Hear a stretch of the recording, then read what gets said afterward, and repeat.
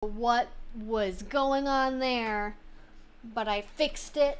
And if 5 people can find me live streaming today, I will be content with that. I will make do. I will talk to myself if I have to. Oh, Lord in heaven, what an adventure that situation was. Okay. Well, I got a notification on my email saying I'm live, so that I think at least is working. Hello. Oh my gosh, the exhilaration of finally getting it to work is almost makes up for the fucking 20 minutes of problems I just had to deal with. If just to, I guess. Okay. This is completely unrelated. This is so unrelated, but you all need to know about this, so I'm gonna put it as a link. So I was about to just go and tweet to make sure people could maybe try and find me that I'm live. But Pup Amp just tweeted that they hit a sub goal for their Twitch channel, which congrats for them.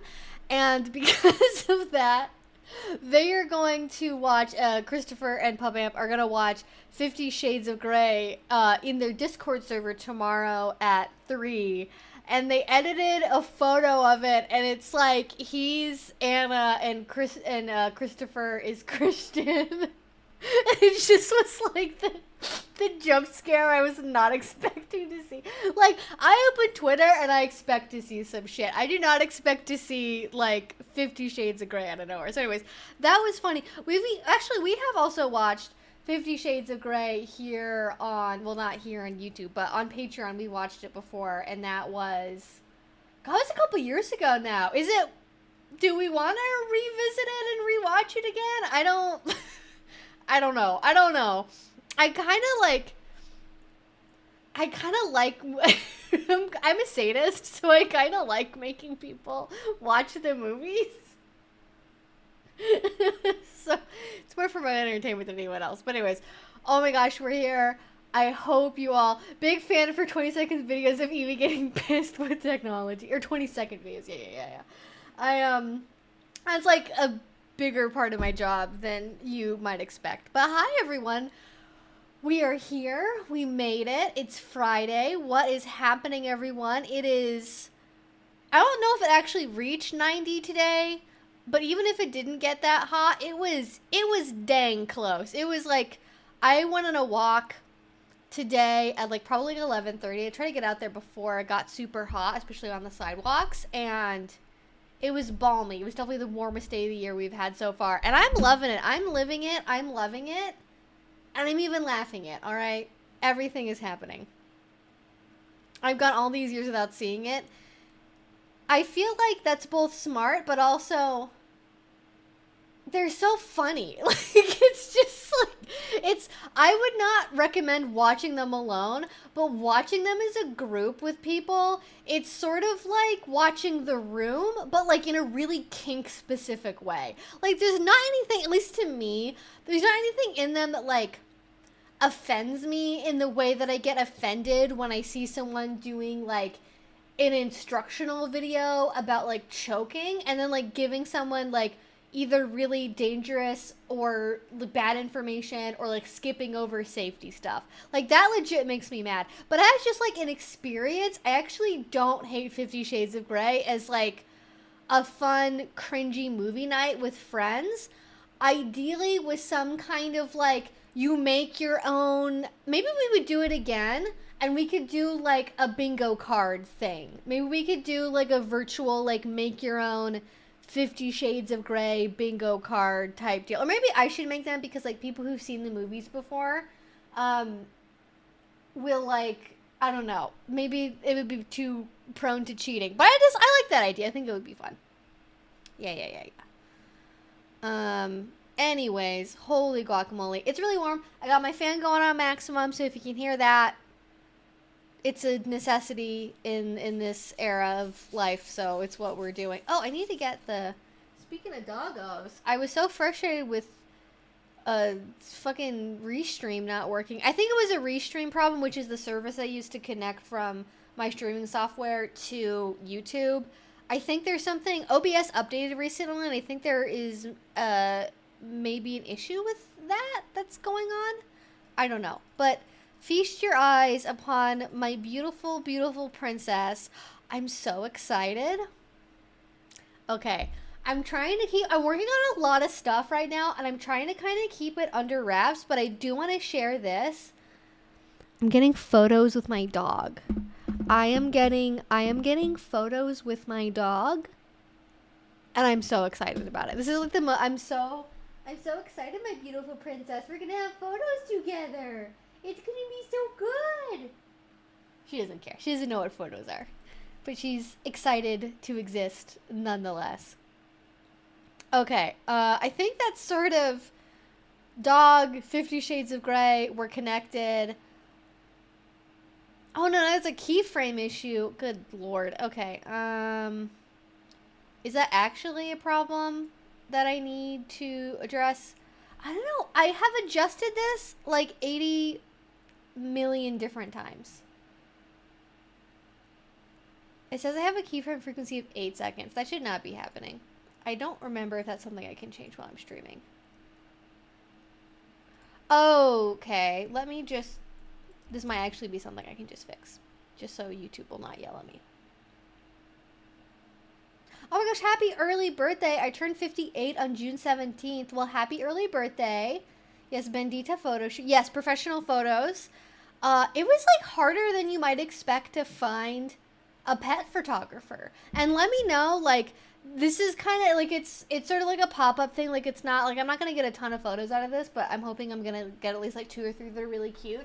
If anyone is in, like, I don't know, I get Eugene and Salem mixed up, and I really shouldn't. I've been in the Portland area for long enough. I should know things. But if you are someone who's in, like, sort of the northern Oregon from, like, Salem to, let's say...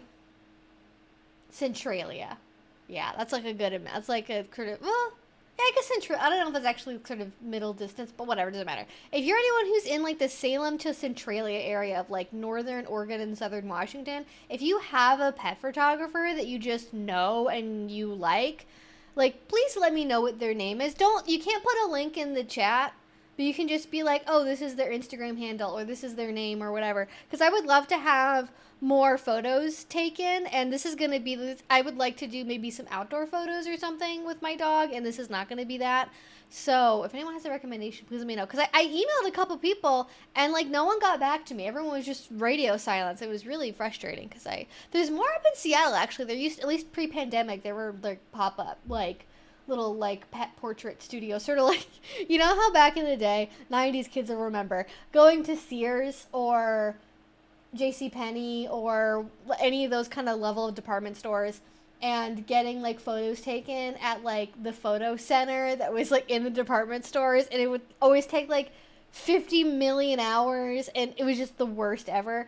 Like sort of that, but less dour and for dogs, and maybe less dour because of dogs. Okay.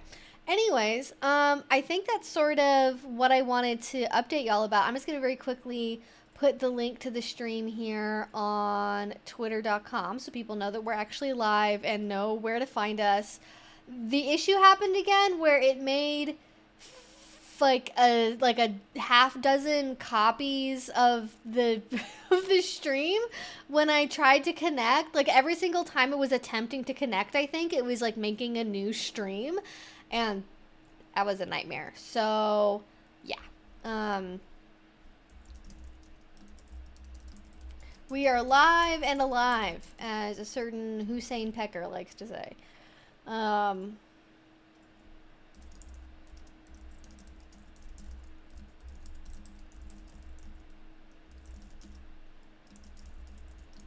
I appreciate y'all's patience and also your persistence in finding this stream. I'm actually going to double check on my phone too, just to make sure we're all good there. Okay, I think the one person I knew is all about marketing now. The creative to entrepreneur, I've got a course to sell you, buy my supplements pipeline. It's a real problem for sure. I remember getting all our family pictures at Walmart. I think we normally got them at like JCPenney, if I remember correctly, but it's been so long. I have a distinct memory the last time I ever got photos done. I think it was in like 6th grade or maybe 7th. It was like the first time I like cut my hair really short because I had really, really long hair as a kid. And then I cut it off when I was in middle school. Not literally, I had a long bob. I had a kind of a Karen haircut, but also I was 11, so forgive me. Okay, I'm just gonna double check. I'm out of morbid curiosity. I want to see if it actually did like keep. I tried to. Oh no, nope. They're still there. Okay, I do need to. There are recordings of the streams I need to delete so people don't get confused. But I'll take care of that in a second. Do you have any ideas for a? Yes, it censored the word. Because I had to mute it for a while. For a collaring ceremony, the time has finally come and you start playing for it. Oh my gosh, Twixie. Well, first of all, I'm so excited for you. That's like a very, very fun thing. I have lots of ideas.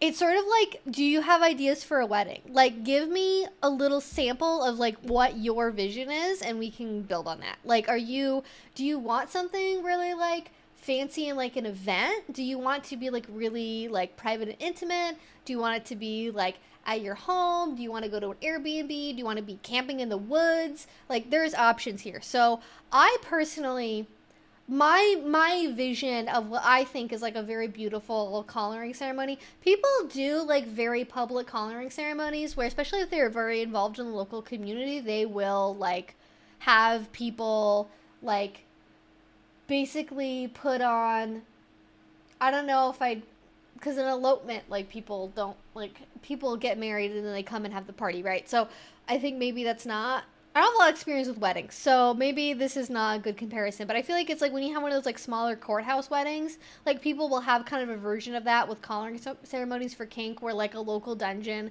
maybe will like open up a little earlier and you'll have like people there and they'll be kind of like an officiant. It'll be kind of more in that vein. But I really like very like private, intimate stuff. I like to go to a place that's like meaningful for the people involved, and or is just like a beautiful spot. Like I would love to do something. My dream is to do something like going on like a camping trip and like doing something private in the woods surrounded by nature. Like, okay, this is a very weird comparison, but if you have ever seen the extended version of Santa Claus is Coming to Town, the old like puppet animation Christmas movie from like the 60s or the 70s, I think it was Rankin Bass did it. There is a deleted scene that's not usually shown in the modern TV version where Santa Claus gets married to Mrs. Claus and they get married in the woods with like the birds and the woodland creatures surrounding them. Like, that's the vision. I like doing stuff that's like very private and intimate. And like the first time we can talk about this, talk about collaring and stuff too. The first time that I was collared, I did not we didn't like do anything for it. Like it was, I don't know. It's a whole deal. Let me think about if I want to share that, because I have not, I have a video where I talked about like why I'm not collared anymore. It's been long enough now to like, how much did I share originally about like the collaring and like what we did for that? Because, okay, whatever. It's literally fucking been how many goddamn years since this happened? I don't really think this matters anymore, so we're just gonna spill the beans. So I was collared many a moon ago. And I'm not anymore, at least by that person, as you can tell by the lack of a thing around my neck. And when we did that, it was maybe like a year into our power exchange relationship, and we didn't necessarily have any direct conversations about like if I felt like I was ready to be collared or like what that meant to me as a submissive. Like they just like measured my neck one day, and then like a collar showed up and it was like kind of a surprise thing, and then they put it on me and then they said some words to me. It was very, very short, and like that was that. Like it was very short and sweet, and like I think that that's fine, but there wasn't any, and that partner was not a planner. Like they didn't really, well, okay, they did some planning, but in like the way that like most people who have like severe ADHD are like capable of planning depending on what the thing is. This is not one of the things that they were like super capable of like planning anything more in detail. And I didn't realize they'd only ever like had one other partner that they had like collared before, but they had collared them as like a temporary for fun thing, like on a trip. And I was their first collared submissive, and I was not aware of that at the time. And I wasn't really aware of it until like much deeper into the relationship, where it's like they're telling me a lot of stories about other people, but none of them are like actually involving power exchange relationships. And that, I think, ended up causing a lot of issues. We didn't really do anything that involved. And I think for me, especially if I was wearing something very visual for a partner, and I like, now that I'm older and I'm much more uh like if I was to the point where I was with someone where I wanted to commit to wearing something that was visually identifiable on the internet again, which is like not where I'm at. I just don't feel like that's like what I want to do for myself anymore.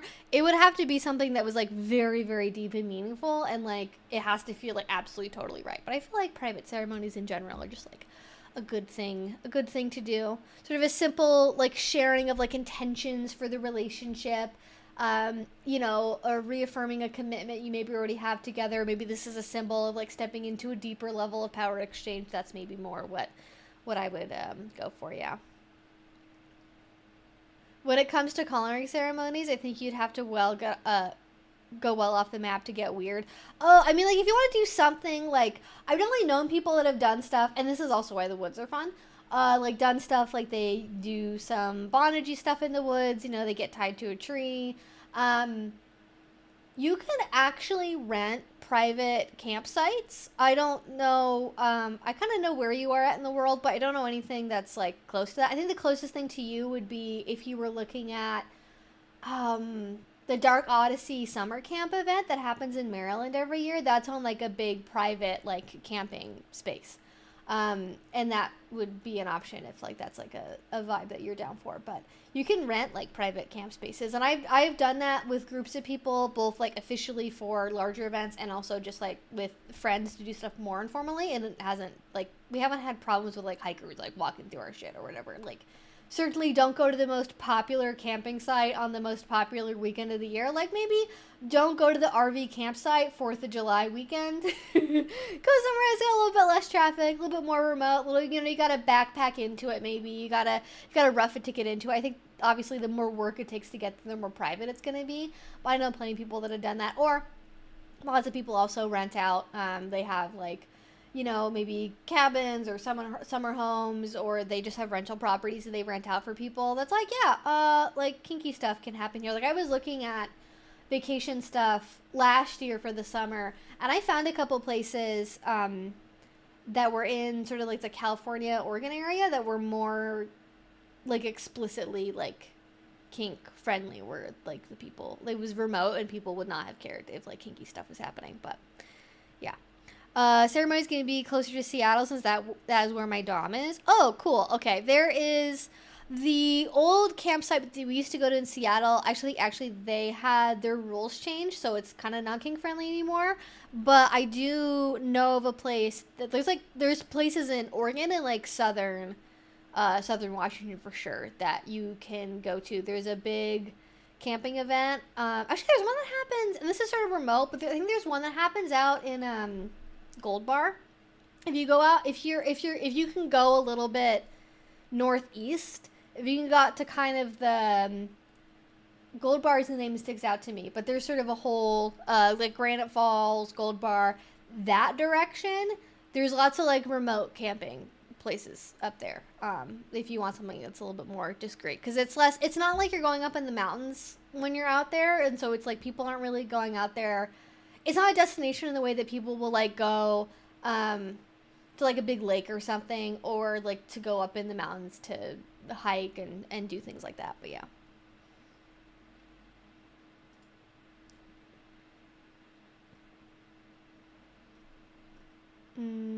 Okay, I just want to make sure I didn't miss anything else from Trixie. My other dom is a switch who also subs to the dom who's collaring me, so I was thinking she could be the kinky version of a maid of honor. Is that weird? No, I don't think that's weird at all. I mean, honestly, it has to be up to them. So if they're into that idea, I think that could be really fun. And I think especially if you do, like, you know, you have sort of like a multi-partner relationship thing going on, I think including them in the experience could be really fun. I think go for it. I think some people will probably be like, that sounds weird, but I mean, it feels good for all of y'all. Like, don't let that stop you. That's my opinion. Just do what feels good. I think that sounds really sweet, personally. If you want my 2 cents on that.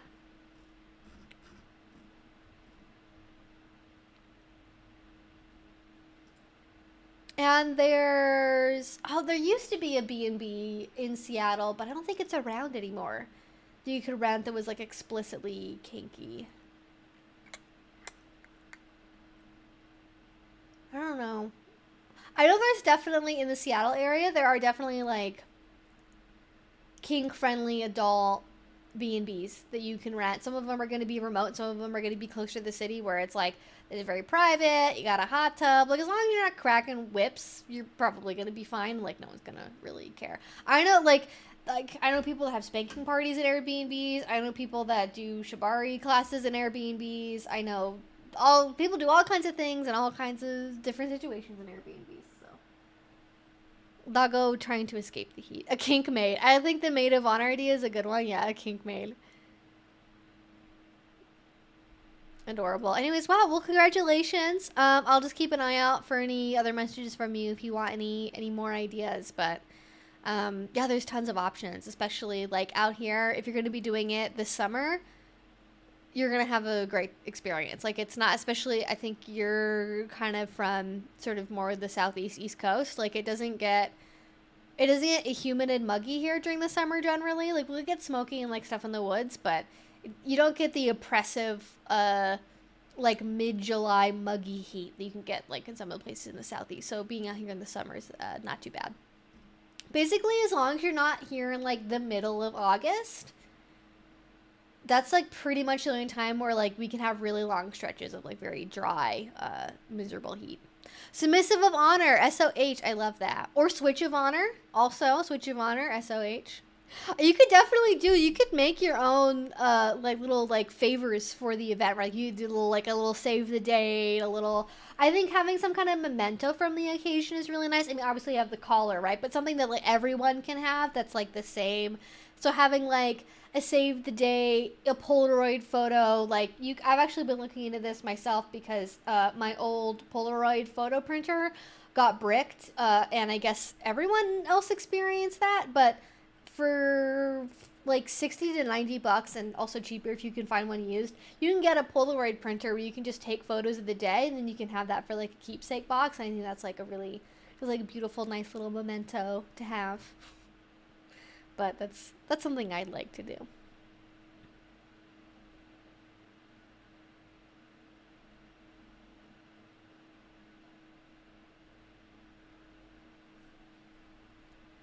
But that's beautiful. Those coloring ceremonies can be beautiful experiences.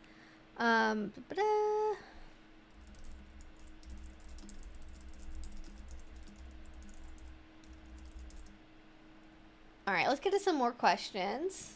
Thank you all so much for your patience again. Also can definitely go to the coast for sure. That's also a really nice thing. The Oregon coast is very beautiful.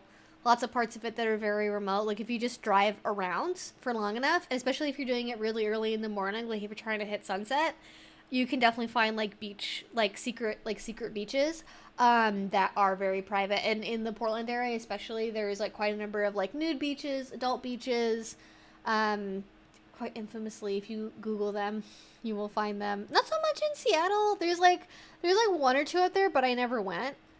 I feel like there's more of that in Oregon and Portland for some reason.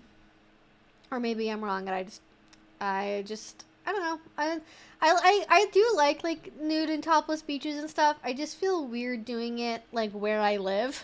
Like I feel weird doing it where it's like I could run into like my dentist, you know. I don't want my dental hygienist to like see me at the nude beach. Oh, goodness gracious. Okay. Mercury's still retrograde? Maybe. Is that what's causing my technology problems? That'd be very convenient to be able to blame it on that. The Polaroid disc is really nice. Yeah. Just so you know, I will look this up real quick because there's a couple different models of them. There's ones that have a built-in camera, and I'm calling them Polaroids, but I don't think it's actually the Polaroid brand. It's the Fujifilm. But the Instax. There's the Instax Mini 2. It's actually currently on sale at Target for $10 off. They're normally $99. There's a couple of older models. I would recommend not buying those. They're quite loud and they take a long time to print things out. And you can also get the ones that are like, the Mini Link is meant to print photos from your smartphone. And then there's also ones that are Instax that are the camera and the Polaroid printer all in one. So if you want to do it just like completely random, haphazard, in the moment, you can have your little Fujifilm Instax camera, or you can just take photos on your smartphone and then print them later to your heart's content. And then there's all kinds of little, like, you can get little, like, keepsake photo things for the Instax, the mini Polaroid printers. And I think those are cute. Plus, like, way less expensive than hiring a wedding photographer, for sure. Definitely not nearly as spendy as all that, yeah. Oh, what? Oh, sorry, my camera reconnected. I was like, what happened there? I'm making a scrapbook for all my Polaroids. Oh, that sounds so beautiful. I love that.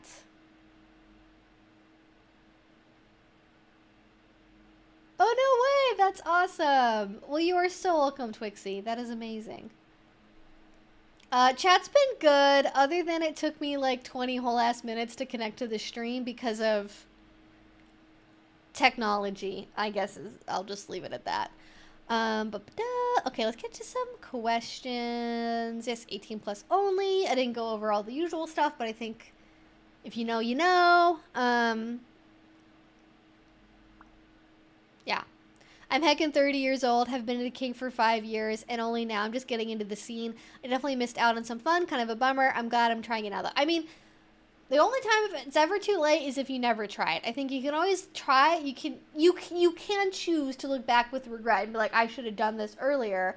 But also at the same time, like, maybe our 18-year-old selves would not have made very smart decisions about being in kink. So it's like worth it to have a couple more years of maturity under your belt and exploring things and learning terms and kind of setting yourself up for the best possible experience you need to have. And actually, I was listening, so this is kind of why I wanted to talk about kink identity today. I was listening to, oh my god, okay, give me a second. I gotta like unplug.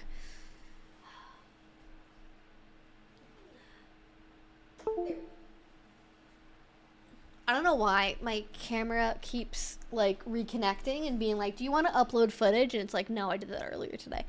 But I unplugged it, so hopefully it won't pop up again with that now. But I was listening to a stream that, if anyone knows who Dr. K is, I was listening to one of his streams while I was getting ready earlier and while I was on my walk, and it was about, I mean, the topic was complex, like PTSD, but it was also about a bunch of other stuff too. It was about trauma and identity and just, it was like 3 hours of a bunch, and I haven't gotten through all of it yet. But one of the things that he talks about sort of in the early to middle part of that live stream is how when you are someone that has experienced trauma or has like certain maybe factors in your life and your upbringing, you can end up having, I forget what term he used because it came from a study, and it was something along the lines of like initiation paralysis. Like not when you have difficulty choosing between two things, but when you have difficulty getting started. And I feel like this really resonates with me. And I'm not saying this is you, Alex. I'm just kind of like tossing it out there, kind of following along on this idea of like taking years to get into the scene and like it taking a while for you to feel comfortable doing that.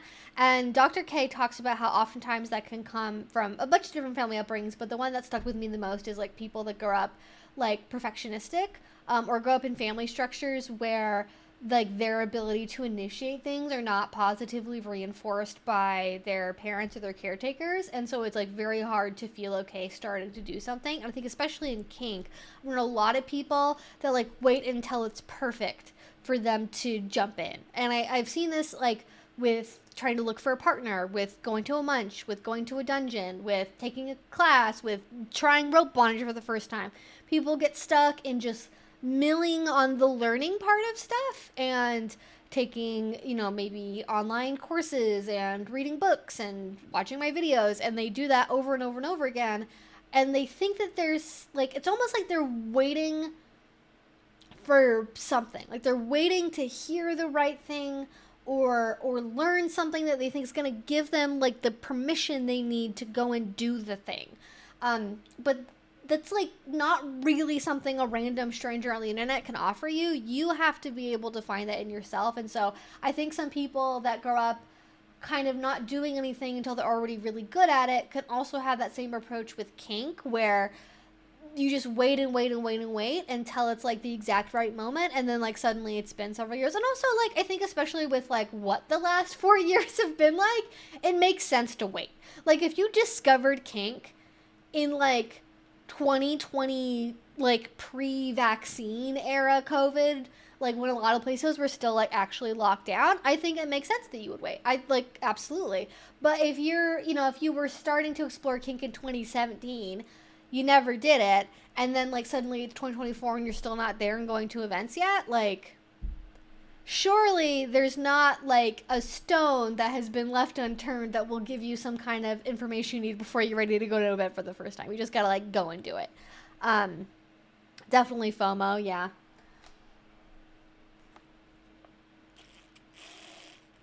I'm 27. I went to my first dungeon party last weekend. It was so inspiring and the people were so welcoming. Awesome. That, I think, is luckily the average experience, is that people are very welcoming, people are friendly, and I'm glad that you had a good time. I definitely waited until I knew enough to try and get involved in the community. Like, yeah, like there's a sweet spot. To a certain extent, unless you're like accidentally stumbling into a club and then discovering that it's kinky, which basically doesn't ever really happen, you're going to have some level of information to be able to go to an event. And I know that there are like parties and stuff that get billed as being like kink parties that are more like mainstream club venues, but that is not in most places. So you do have to have some level of knowledge about kink to go to events most of the time. But there's a little bit that's like having no information at all, and that's dangerous. And then there's like trying to become an expert at kink before you even like get to actually try doing it. And I think that that's just like taking too much time away from all the fun that you could be having. I think for me, if someone was like, I'm 18, I don't really know anything about kink yet, when will I be ready to go to a party? I would probably say take a couple of like BDSM 101 classes. I'd recommend maybe reading one of like 3 or 4 books. I'd recommend being familiar with like core terminology around like consent, boundaries, safe words, kind of all those core concepts that we talk about a lot. And then like maybe doing some exercises, doing some practice work around like boundary setting and affirmative communication and kind of those good things we like to help people, especially people that were maybe not encouraged growing up to like firmly say no and have that just be it, not try to over explain or over apologize. I think that's like a fair amount of stuff, but it should probably be like a couple of weeks to a few months and not like 10 years. You're probably overdoing it if you're waiting for 10 years to go to a munch, I would say. Lexi says, do you have any experience / advice on media control or restriction? The idea was to have 1 week where I am only allowed media made before 1965. Oh my gosh, that's delightful. I do have a little bit of experience with this because, especially being in the scene in the Seattle area, you get a lot of people that are in the tech industry that like to hack things and control technology. That is certainly something that you will see people do. I don't have any experience with like myself developing what those tools are.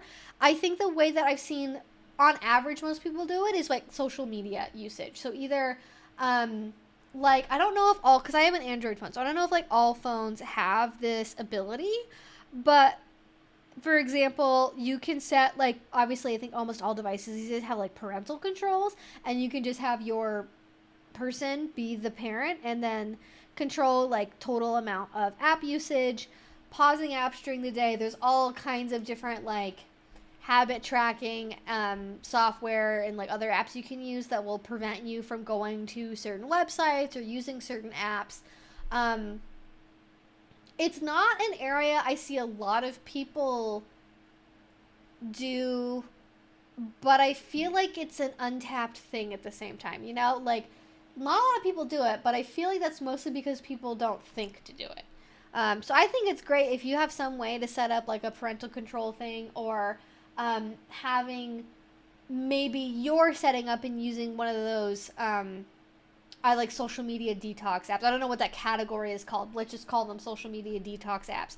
Having your partner monitor that and like track how many hours you're on something. I guess with you, if it's about watching media, I guess you probably, that would be like no YouTube, no streams. Like, you probably wouldn't even like. Can you go to YouTube if it's to watch I Love Lucy episodes? Like, where's the? Can you?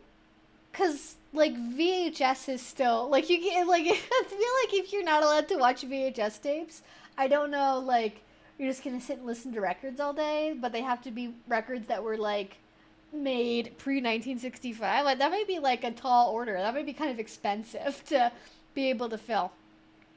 But if it's in, I think there's sort of the spirit versus the letter of the law. And this is a concept I like to talk about a lot because I think people get really fixated on trying to, well, I don't know. It depends on the person. Some people that are very bratty, like, you have to be very clear about what the boundaries are because they love kind of skirting around things. But I think if you're, as I believe you to be, Lexi, like, you are generally like obedient, submissive, and you like to follow the rules, and you like to, you follow not only the letter but the spirit of the rule. Like, if the spirit of the rule is to not watch media before 1965, it is understood that you will like not abuse that privilege to access YouTube to watch I Love Lucy and then like oopsie doopsie a modern video on like cake making like popped up after that and you watched it. Like, I think you'd probably like navigate away from that, or turn off autoplay or like something like that, you know. But oh, yeah. That's a good, I was thinking of that too. I can't remember what it is. Yeah, Plex.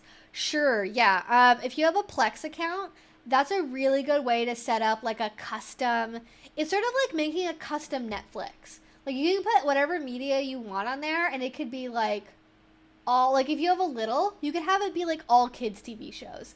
If you have a pet, you could have it be those like soothing like looping videos for dogs videos, you know, where the ones got like the ambient music and like the aerial drone footage of like an ocean or like a dog park. You can like have one of those for like your pet to watch when you're not home. Yeah, I think Plex is a good way to like customize stuff. Yeah, I have a partner that has that, and it's very, very convenient for both having access to whatever media you want, but then also you can make it very granular too if you want to have it be super narrow. Also a diary. Yeah, that's definitely a good way to do it. How do you do book reports? Having to do like a media report on like, today I watched this. Here's a little paragraph summary of what I watched and what I learned from it. Here's something that I enjoyed in the media that I'd like to try. My master, when we did more Kink, didn't end up liking feeling parentified in our relationship. We are still trying to recover and form a more equal partner dynamic in our marriage. Thoughts? Thank you. That's definitely a great question. It's interesting because like parentification is certainly like something you can feel that happens in your relationship. So I guess we're trying. So are you, okay, tell me before I answer this question, are you trying to maintain a power exchange relationship without it feeling like parentifying? Or are you getting rid of like all power exchange in your relationship but still doing some kink activities, or going back to being like totally vanilla? Where are we at in that spectrum? I'll look out for a follow-up answer from you because I want to make sure I'm giving you the right advice if I understand that situation correctly. Pretend your cell is a wall phone and make it a rule where you can only move around like 5 feet. Oh my gosh, yes. You can get, yeah. You can, I'm sure if you look, you can find someone who's made like an aesthetic thing to like convert your smartphone into like a corded like rotary phone. I want to find that right now. I'm sure it's a thing. Smartphone, rotary phone. Oh my god, it is totally a thing. Rotary unsmartphone.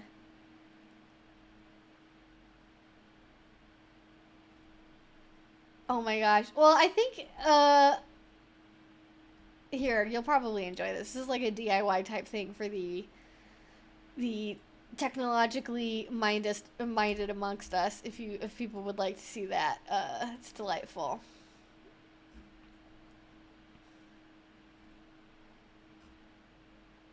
You can apparently buy it as a DIY kit, it looks like.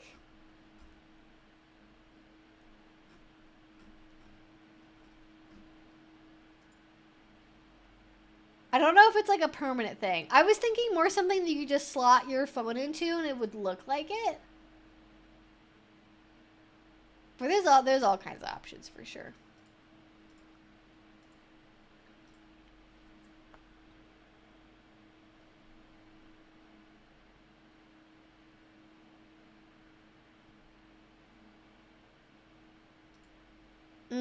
All right, let me get to some more questions. Okay. Ba-ba-dum. You can also get a case with a lanyard loop and attach a cord to it so you can't get too far away from the wall. Yeah. Actually, I have like talked to a company that's like interested in making kink, like the kink technology stuff, and I will definitely pass along the idea to them of having like a kinky version of like parental controls for your phone/computer, for like computer, internet, media usage, time monitoring, that kind of thing. I'm sure that would be less difficult to develop than I imagine it would be, or maybe even more complicated. I don't know. Depends on how motivated the person is to overcome the the constraints, I suppose. Do you find some kinks? Oh, here we go. Almost started reading the wrong one. We have gone back to being vanilla, but I wonder if we could do DS without him feeling parentified, or your general thoughts on the topic. Yes. So one, I think I'm okay. Step one of this explanation is I am proud of you both for acknowledging that your power exchange relationship was causing feelings that you did not want to experience, and that it was better to step away from that and reevaluate than to keep doing something for the sake of maintaining a power exchange relationship, because the idea of having that kind of relationship was more important than like being happy in that style of relationship, right? So like, good, acknowledging the feelings, very, very important step. Two, I think it is definitely possible to have a power exchange relationship that does not cause the dominant partner to feel parentified. And especially I think with sort of the popular social media versions of submission that have caused a lot of people of my generation, so like the younger millennials and the elder zoomers, I think the way that we sort of were introduced to power exchange very oftentimes involved a lot of what I would call maybe like intentionally infantilizing stuff, because that was something that people thought was cute and aesthetic and hot, and that was what people gravitated towards. So a lot of media like talk about things like, having your partner monitor how much water you drink, having your partner pick out your clothes, and like, what does a parent do? I don't know, prep their kids' lunch for them, make sure they're drinking enough water, helping them brush their teeth. Like, things that people would also do in kink can also feel like things that are parentifying or like would be used in a parent-child relationship. So I get why that would be. I feel like one way to help a partner not feel parentified is for the submissive to lean into a service role. I think if you're kind of going more in the bratty little pet play, sort of that vein, I think parentification is going to be a lot harder to avoid as a category at all compared to service submission. Because in service submission, you are helping your partner as opposed to them trying to help you. And I think for most people, well, I guess kind of regardless, it's worth to identify, if you can, break down what's causing the feelings of parentification, or what caused them previously. Was it certain titles? Was it certain behaviors? Was it certain activities? Was it certain roles that you had? Was it the way that you did them? Was it like what caused the parentification feeling? I would also say a lot of people, especially dominant men, have a mental hurdle around feeling okay receiving and also giving caretaking to a partner. Because oftentimes men, and I'm very sorry to men this happens to you, are taught to be blisteringly independent. Like, don't receive help from anyone, don't ever ask for help. If you ask for help, you're going to be rejected. As a lot of people have, like, very specific issues in their life of, like, I had a friend that I confided in, and I asked them for help, and then, like, they teased me about it for years afterwards, and then I felt really bad. Or when I asked my parents for help, they would kind of just ignore me, and so I learned not to ask for help anymore. Like, or maybe I had a previous relationship with a woman, and even though I was an adult, she always expected me to help her and help her and help her. And that made me feel uncomfortable in my relationship because it really felt like I wasn't in a relationship. I was being a caretaker for another adult. And, like, that didn't feel good for me. So I kind of maybe identify what's going on there. If maybe there is something that's not just, it's not just about these specific actions. There's maybe some past stuff going on. Maybe it's something from previous relationships, previous kink relationships, upbringing, general, like, gendered messaging even as well. I just identify kind of where that parentification feeling is coming from. And learning how to be able to receive help is very difficult. Whether it's, like, actual literal help, like somebody, like, helping you move or doing your dishes for you, or even things like emotional support, like giving somebody a compliment. A lot of people are very uncomfortable with compliments. I think what helps people to be more okay with things like that is, I guess, sort of on one hand, to realize it's not really about you. Like, yes, the compliment is for you, but your partner can think things about you that don't have to be filtered through the lens of your own perception. Like, if your partner says, I don't know, Master, you're so handsome. Like, if your instinctual reaction is to be like, no, I'm not, I'm ugly, because I've been ugly my whole life, and you're just fucking lying to me. Like, whoa, okay, buddy, calm down. Just, okay, that's valid. But your partner can compliment you because it's about their perception of you, not your own. So it's sort of about, like, receiving your partner's help and emotional support and not filtering it through, like, your own. Just let it go in directly. Stop passing it through a filter first, basically, of, like, rejection and scrutiny and criticism, I guess, is really what it boils down to. But I would probably focus, if I was going to, like, try and restart a DS relationship, I would probably, unless there's something that you know concretely both felt very good for each of you, I would do nothing that you did before. I would leave everything off the table you did before. I would use, like, different titles, different words. I would get rid of all of that and just start totally from scratch and have, like, a different framework altogether. And I would probably focus more on, like, the service submission aspect of, like, you giving to your partner, as opposed to them helping you. And then kind of when they feel secure in, like, their ability to receive help, then you can find ways for them to do the same for you, and hopefully a way that won't feel parentifying, because it'll feel more mutual. Because when you are both giving service to your partner as a dominant and they're caretaking you, that to a lot of people feels more egalitarian and more equal than just, like, one-sided caretaking of, like, a caretaker with, like, a baby girl or with, like, an owner and a pet, right?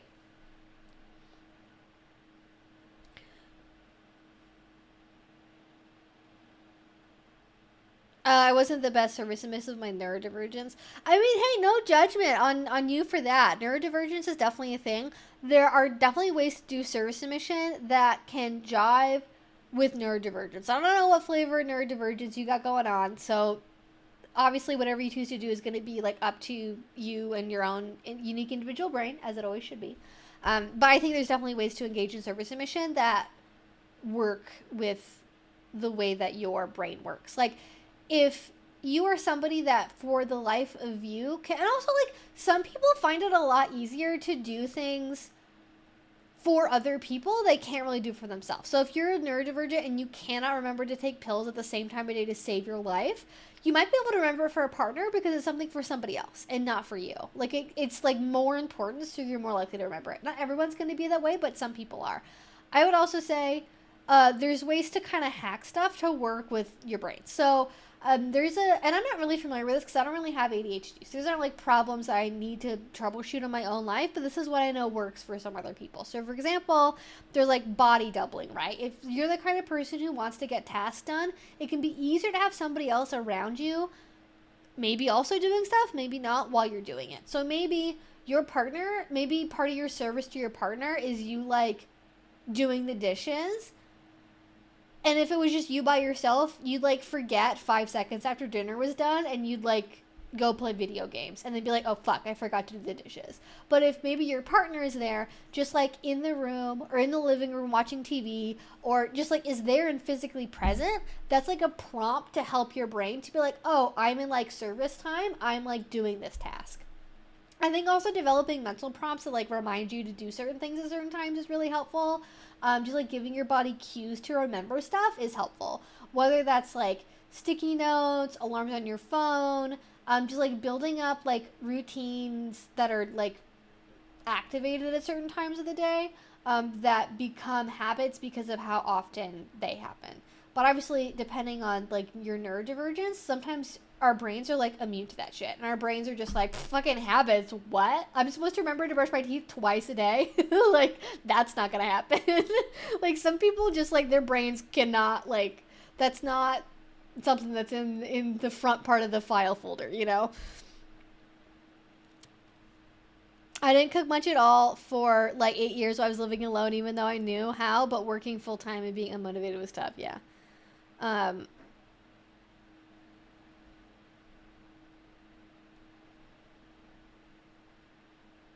But it's like definitely there's ways to overcome it. And even if it's just stuff that's like, maybe you don't have anything that's like a standing order. Maybe that doesn't work for you and you can't do like a, at 8 a.m. every morning, you need to send me a good morning like text message. Maybe that's like, your brain can't do that.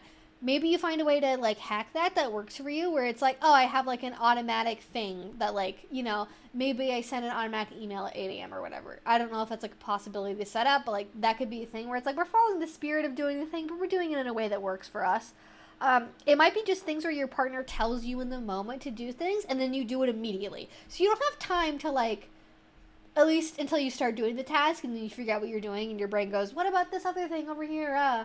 Like, if it's just you have an understanding that you will do what your partner tells you to do, like if they ask you to go do the dishes and then they watch you do it and they help you kind of stay on task with like, and don't forget to do this and don't do this, like the idea hopefully is eventually it'll become routine enough to where you can do it without having to have like super direct prompts. They can just say, all right, now it's time for you to do the dishes, and they can kind of be around, but then you can like handle doing it. Yeah.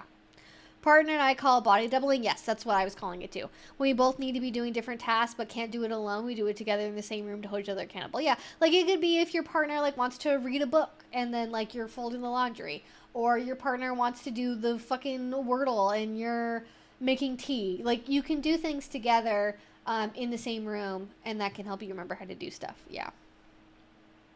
And I'm in the very beginning brainstorming stages for a book about BDSM and autism. The main character, I guess. I was like, the what? Is autistic / ADHD. Let me say many people in the community are divergent. Yes. I'm not trying, like, it's not unusual at all. Like, I would say it's probably at least a quarter. It's at least, depending on what age demographic you're looking at, I would say it's comfortably 25 to 30% of the BDSM community is probably one or the other. It might even be higher, to be honest with you. It might even be higher, but I feel pretty confident with that number.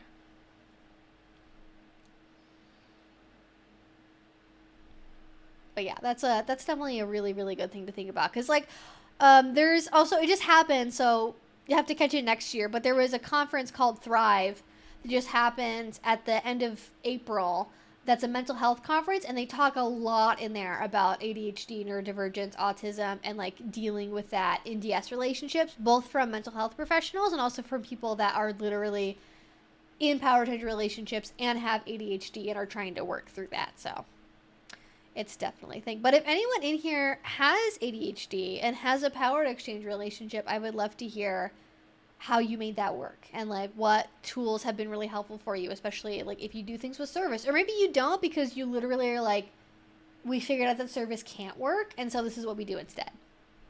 Yeah. I think especially like my experience with ADHD and power exchange has been from the top or the dom side. Like I literally don't know if I've had a partner in BDSM that like fucking hasn't had ADHD, to be entirely honest with you. I'm pretty sure I haven't dated a person who doesn't have ADHD in like 10 years. Like it's very, very common. Super common. Neurospicy people are often less concerned with arbitrary taboos. That's definitely, I think that could be a factor too. I think a lot of people with actually, there is, oh my gosh, I remember this. I've not watched her videos for, there is a channel, and her name is Katiosaurus, and she has quite a number of videos on, there's a little bit of like asexuality. There's like, it's mostly focused on ADHD, and there's quite a few videos on the overlap between ADHD and BDSM as well. That's Katiosaurus. I'm just gonna link her channel right now. So if you want to go check that out, it's like mostly, there's also like stuff about sex too, like general like sex stuff with ADHD. There's quite a few in there about like time blindness, and like sex ed stuff, and there's just a lot. So there's at least a couple of videos in there like solidly focused on kink and ADHD that you can check out if you would like. So that would also be, that's like a good place to start if you haven't seen those videos yet. I'm sure that there's good info in there.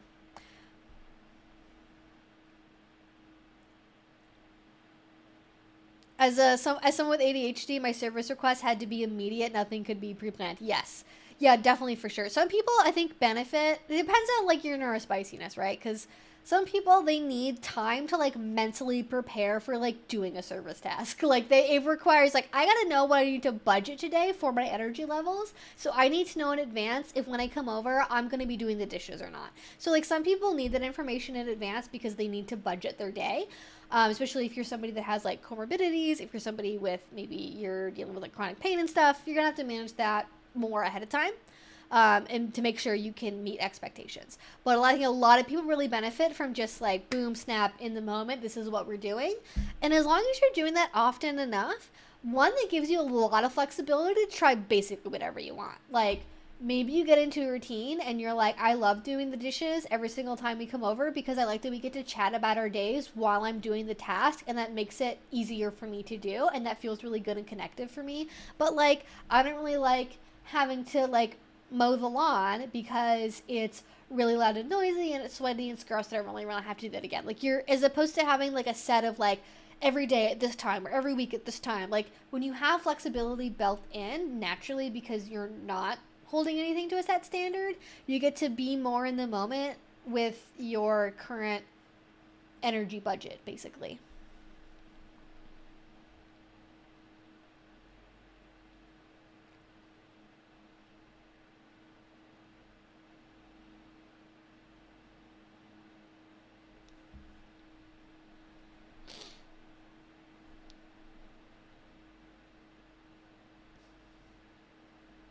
LOL, me filling out job applications while interacting with the chat. I mean, listen, I think that's all good. Listen, we're basic. I know a lot of people actually will use streams for body doubling. Like, people will have a live stream on in the background because they like hearing somebody talk, but I think it's also about having somebody there who's live that you feel connected to, that can, like, be like, oh, we're doing this? Okay, well, I guess I should read that book. I guess I should fold that laundry. I guess I should, like, do the dishes, whatever. I feel like I keep going back to dishes again, but it is what it is. All right, more questions. Fantastic. You all are so amazing. Okay.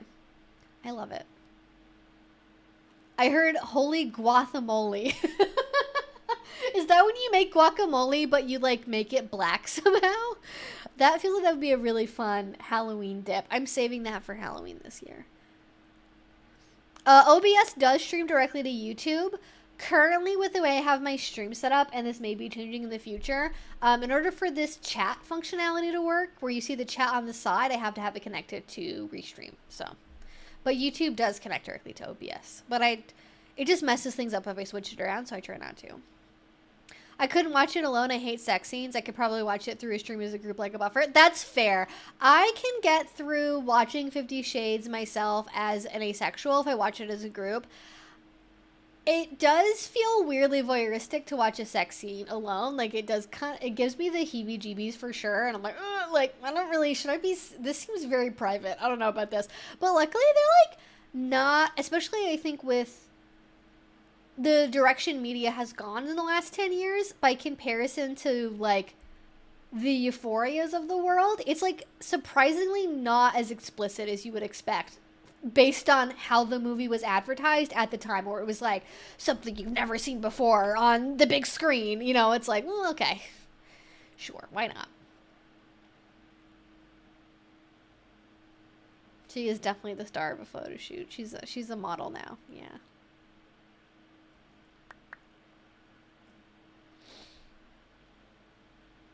We used to get our photos developed at Boots, a drugstore over here. Oh yeah, I know Boots.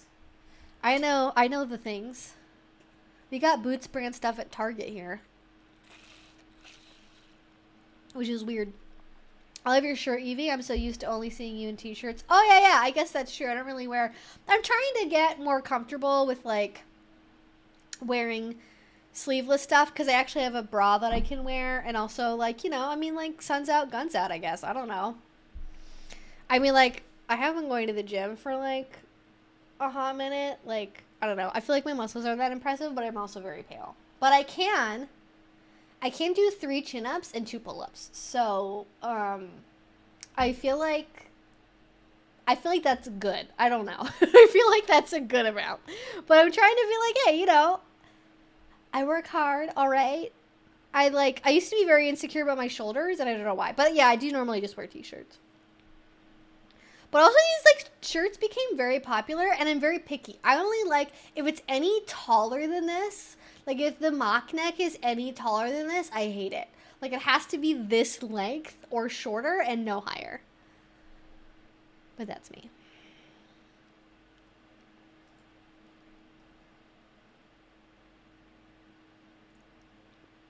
I used to get my hair cut there when my mom shopped. Oh my gosh, wow. We used to do everything. Glamour shots for doggies. Yes, exactly. Exactly. Can you or anyone in the chat recommend good binders? For a second, I read that as blinders, and I was like horse blinders. I don't know. I'm not sure. If anyone has a recommendation in the chat, if you are, I might actually, if you are in an area, like if you're in a big city, you might want to look for like an independent, like boutique sex toy store, because I know here in Portland, Shebop does, I don't know what they call it exactly, but it's like, they do like gender affirmation, like private shopping things, where like they have like binders and packers and things, and you can go and talk to a sales associate, and they will like help you in the store, like pick out what would feel most comfortable for you in like a private setting where it's like, I think it's after hours or something, you have to reserve a time for it. And a local city or store near you in your city may in fact offer such a service. So there you go.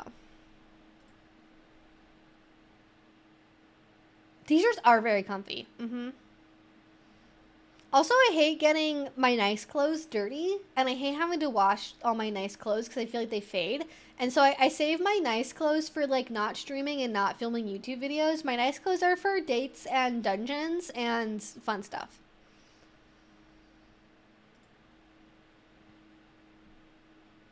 I'm a sadist who loves hardcore masochists, but feel guilty of liking them because I associate them with those who do self-harm. What can I do? Oh, interesting.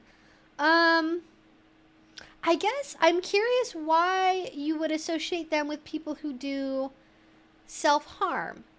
because certainly there are some people who are hardcore masochists that also have a history of self-harm, but that's not true. And I think I just was staring at the wall and I just realized that there is a pinhole in there that I've never seen before that the previous people did not cover up, apparently.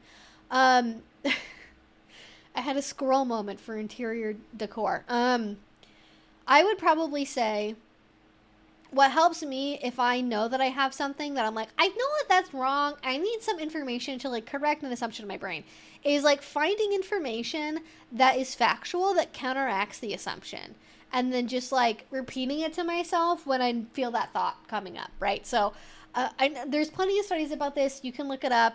There's not a correlation between enjoyment of BDSM or interest in BDSM and self-harm. Interest in BDSM is very, very widespread. It's much more common than people think. Not very many people act on it or participate in a community setting, but certainly a lot of people at least have a curiosity about kink. So maybe look up some research about studies that, because there's many of these that show kink and self-harm are not correlated with each other. And then when you feel that thought coming up of like, ooh, but masochist self-harm, you can like repeat that counter thought to yourself of like, actually that's not true because of this. And I hopefully over time, and it's not like, I think some people are very like, they try to like shame themselves out of wrong thinking. I feel like that doesn't work. And like, I'm not a psychologist, I'm not a therapist. This is just like what I've learned in my life for myself trying to work through these things. So take my advice with a grain of salt. Might not work for you, blah, blah, blah. But I find a lot of people that I have known in my life, when they have struggles with something, like they maybe have a stereotype about a certain group of people that they want to correct, they will like internally beat themselves up or shame themselves over having that thought. And I feel like that doesn't help. I feel like that just makes it worse. You're just compounding a negative emotion. So when you're doing this, I would not try to tell yourself like, that's stupid, I'm wrong because of this. Like, it's just about being aware of it, telling yourself the correct information, and like basically creating a new association. Like instead of repeating the same association of like, I have this assumption about them, but it's stupid and wrong, you're kind of still like going down that neural pathway, but you're just adding a new flavor to it. We're trying to make a new neural pathway where instead your brain, when you think about masochist, is thinking about like the diversity and normalcy within masochism. So you're going here, you're trying to go here. And I think the way that you go here is by exposure, talking to people, correcting, like I think there's a term for this. I don't know if this exactly falls into like a base assumption fallacy or what. I don't know if that's exactly what it is, but something along those lines.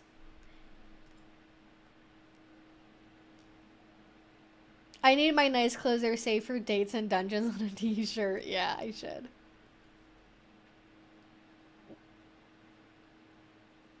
Closet time is fun. I know. I love being in a closet. I love just like hanging out in there and being snoogly.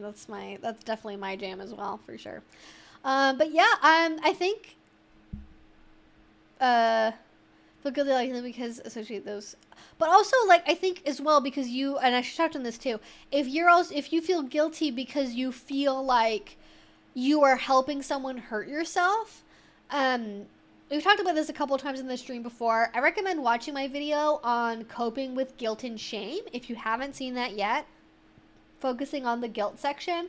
But I think if you're playing with someone and they're a hardcore masochist and you know that they don't self-harm, or at least they're not currently self-harming and they're like an adjusted adult and this is like a healthy, fun activity for them, then you know that you don't have a reason to feel guilty because you're not violating your values, you're not perpetuating harm, there's nothing to feel guilty about. And again, we're not trying to beat ourselves up for having a feeling. We're not trying to make ourselves feel bad and be like, oh, I'm stupid, bad, wrong. Like, generally, anytime, you should just save that for, like, consensual fun play, IMO. I feel like trying to do that as a way to, like, correct your behavior basically just makes things worse, in my experience. But instead, I would talk to yourself about how, like, recognizing that the guilty feeling has come up, but that guilt doesn't fit the facts because of this, right? The facts of this situation are I am playing with a consenting adult. I am playing with a consenting adult that does not have a history of self-harm, or at least at this point in time is a adjusted adult who can give consent, who is enjoying this activity. I know they enjoy it because of they said this thing, and so therefore what I'm doing is not violating my values. So just kind of talking yourself through why, even if you are feeling guilty, it's okay to let go of that feeling and not like hold on to it. Because I think our brains have a tendency to hold on to things like guilt and shame because they're trying to motivate us to change our behavior or to do actions differently. Like guilt and shame sort of exist as like, if you've ever driven like an older car that like will constantly have like the check engine light on, like it's constantly pinging in the background of like, check on this, don't fuck up again, don't mess up again, don't like violate social norms, don't violate our values. It's trying to like alert you to like not messing up again, basically. But if you're not messing up because you're not doing anything wrong, that's a faulty sensor and you need to correct it, which I think it sounds like you're kind of aware of. And the way that we correct it in general, in my experience, again, not a therapist, not a psychologist, if this is a really severe issue and it's like affecting your relationships, please talk to somebody who's a professional. What I have personally found works for me is like just logically talking myself through the facts of the situation and then being like, actually doesn't really serve me to hold on to this emotion. I don't need to feel guilty about this. I can actually like feel proud about it, and then just like leaning in and repeating the scenario. Because I think if you have a tendency to feel guilty and then like cut off relationships or stop playing, that can like reinforce the guilt feeling that you're having, as opposed to just being like, but even though I feel this way right now, I'm still going to go to that party on the weekend. I'm still going to play with that person again. I'm still going to text them back because I know that like feeling guilty about this is not necessarily in line with what reality is. But also, you can ask your partner for assurance too. You can tell them. And I think if you're in a play relationship, you should be able to have communication about this. You should be able to say, hey, I understand that, you know, we're doing these scenes together and you're having a really fun time. And I logically get that. But my feelings are causing me to feel guilt. And I know that that's not in line with what's really happening. So for my own sake, for trying to kind of assuage that, can you just tell me, like, why you enjoyed the scene that, you know, we did, why you enjoy playing with me, blah, blah, blah. I would not do that immediately after scene because you do want to leave room for somebody to process their own emotions, and like maybe not everything went well. Don't pressure someone to tell something that's not true for the sake of your own feelings, but like, hey, can you just remind me what you like about our relationship, or can you remind me like why you're engaging with this, and then just like do it enough and will your brain to like listen to other people, because other people know their own experience more than you know their own experience. And I think our brains, especially when our brains are trying to protect ourselves, they can be really good at being like, that person is wrong about their experience. I know they're saying they're okay, but I know they're not okay because of this. Like, you don't fucking know that. You don't know that person's head, but our brains are really good at telling us that we should assume that they aren't actually okay because we're trying to protect ourselves and our own emotions. Anyways, that's my spiel on that for sure.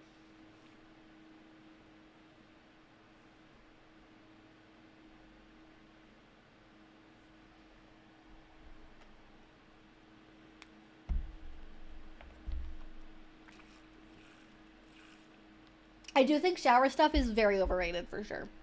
Unless you have a large shower and both people can have their own shower head, I feel like someone is always cold. It's just not an ideal scenario. However, showers really good for wet and messy play, food play, and bondage where you also want to like add in one of the above elements.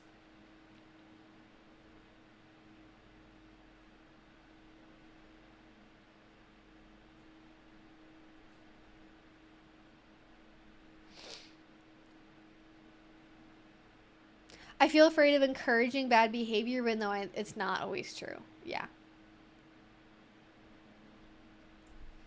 Well, I don't think, I mean, we have no, like, and if you are also a psych student, I think that you will find this if you look at current literature.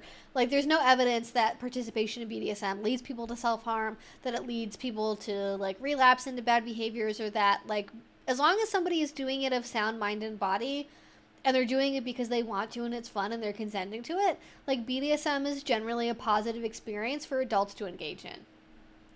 And I think that should probably trump internal feelings of, like, but it might actually secretly be bad, you know? But that's hard. It's hard. It's I'm not going to say it's easy to get through that, because it can be difficult.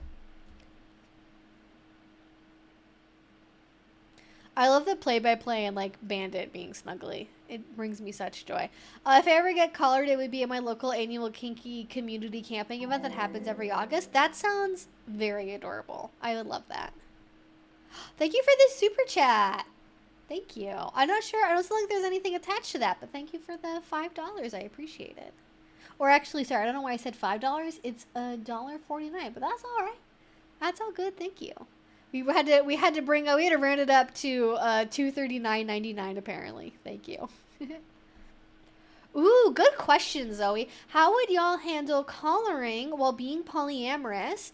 Feels like it would be weird being with one partner while wearing a symbol of another partner's ownership. Well, I can definitely speak to that as somebody that has been collared and polyamorous at the same time. Also, thank you all so much for joining me. I was very nervous that no one would find this stream. We have like 142 people in here. If you're here, please comment or say hello. Don't feel pressure to say hello. You can like the stream. We love lurkers, but thank you so much for being here. Also, changes to the stream, updates, improvements coming very soon. So look forward to that.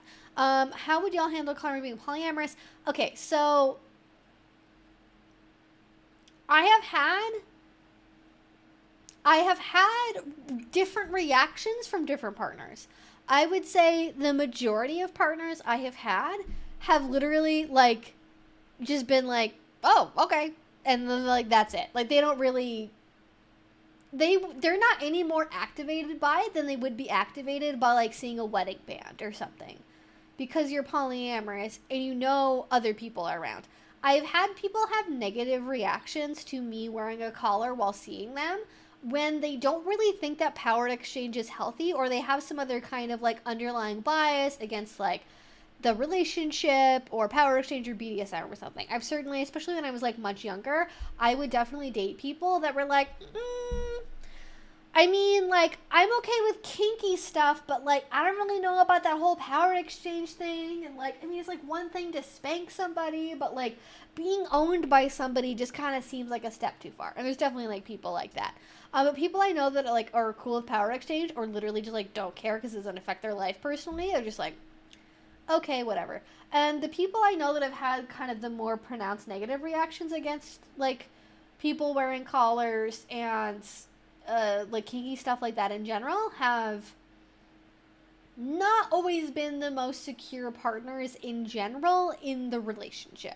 Like, it was never just about the collar. It was about the level of commitment I had to other relationships that I didn't have with them for whatever reason, or because of how long I had known them for, or how many partners I had, or the fact that I was kinky at all and that, like, they couldn't or wouldn't do certain things with me and they were, like, only vanilla. Like, there's a lot of other insecurities that were happening in the relationship that were sort of about kink and sort of about power exchange, but also, like, not really. Like, I'm looking back on it, I'm pretty confident that even if I hadn't have been kinky, as long as I had had, like, a live-in partner that I had had for a long period of time, that person probably still would have felt, like, pretty insecure about my other relationships because they were just somebody that, like, didn't necessarily feel very secure, and a collar was, like, one immediate visual thing they could lock onto and be upset over. But I don't think in general it's a problem. Now, if you are someone where you have maybe, let's say, like a V triad, right? So, like, you're here and you have two partners, and maybe these two V partners up here are both really long-term relationships. They're both really committed. Maybe you don't live with either one of them, but they're kind of, like, equal to each other in terms of, like, intensity, commitment. You both sort of expect the relationships to last for a very, very long time going forward. Maybe it would feel awkward for, like, one partner to, like, have a collar or get a collar and not the other one. And it would be like, this kind of feels like you're putting this partner over me because you're making this level of commitment to them that you're not making to me.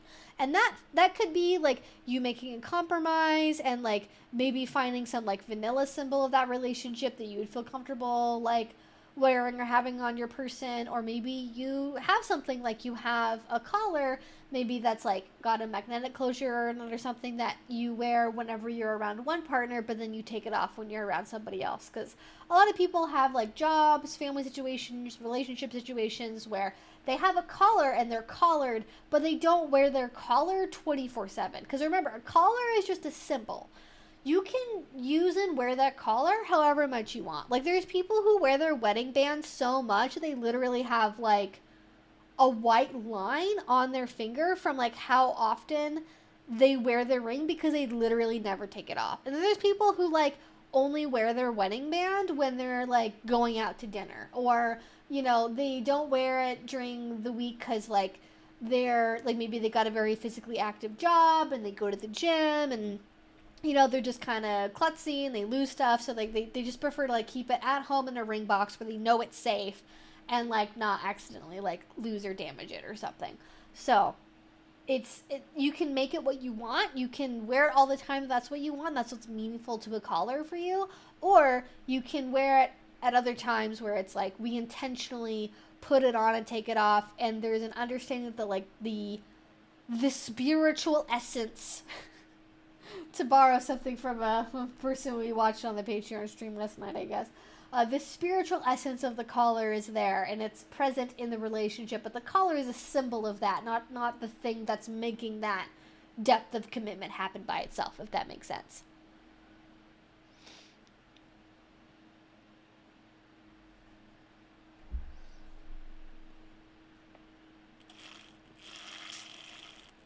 And also, like, you don't have to wear a collar either, right? You could get like a tattoo. Like, a lot of people, especially if they're people that have to have their rings off a lot because they're, construction worker, medical field, whatever, not allowed to have a metal ring on all the time, or they wouldn't want to like lose the stone or something. You can have like a tattoo or like some other kind of like hand tattoo on that finger if you wanted to do that. You could wear an anklet or a bracelet. You could wear some other kind of jewelry that is understood you won't take off unless you're like, showering or going to a swimming pool or something. So you can, it's not just a big honking collar, and I find a lot of people are like fine with other things. A collar is, especially with the kind of the metal circular like classic collar and collar design that a lot of people think of, that's very in your face, whereas a more discreet like dainty kind of bracelet, like the ones that are made by like To Be His, for example, those ones a lot of people just like kind of wouldn't even think about. And I'm not a fan of forever jewelry. It's not my favorite thing. I think it's kind of weird that like vanilla people have, I don't know. I think that there's some places that do it, or I feel like they have the right energy to it, and sometimes it kind of feels like, why are we putting permanent jewelry on our 13-year-olds, Like, it's one thing when an adult does it, and there's somebody who's really into body mods, and it's kind of like a body mod culture thing, versus like, I'm going to get this piece of jewelry welded on my 12-year-old because I'm having them wear it as like a symbol of like commitment to their purity or something. Like, I've seen places that offer it where it's like, has like weird like religious undertones, and other places where it's like, oh, it makes sense because this is like a body mod studio, so like this is just kind of one thing that's like similar to other like body mod jewelry, so I get it. If you would not be cool with a kink person getting it for a kinky relationship, I feel like it's weird to offer it, because somebody would be fine with like forever jewelry at their workplace, but if you're gonna have a problem with a collar or like a day collar that's worn in the form of a bracelet or anklet, but you're okay with forever jewelry, you have some kink phobia you need to work on. IMO. But certainly, if you want something that's like super, super discreet, doesn't even like have any kind of kink connotation to it, like forever jewelry is becoming more popular with people.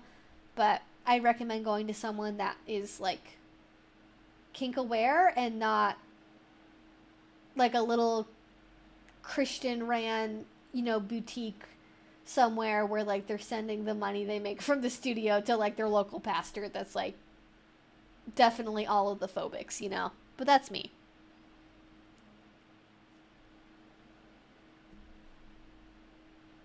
Leave it to the vanilla Christians to literally sexualize children and get away with it. I mean, they love doing that. That's like their favorite thing.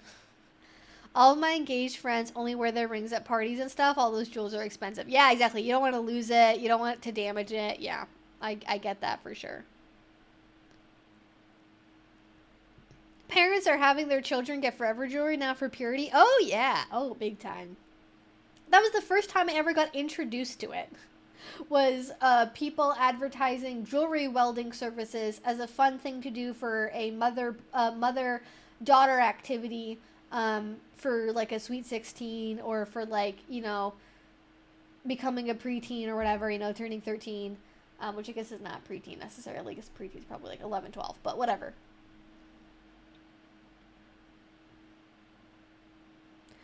Do you believe that vanilla privilege exists in the sense that vanilla people have social or systemic advantages in society? Sure.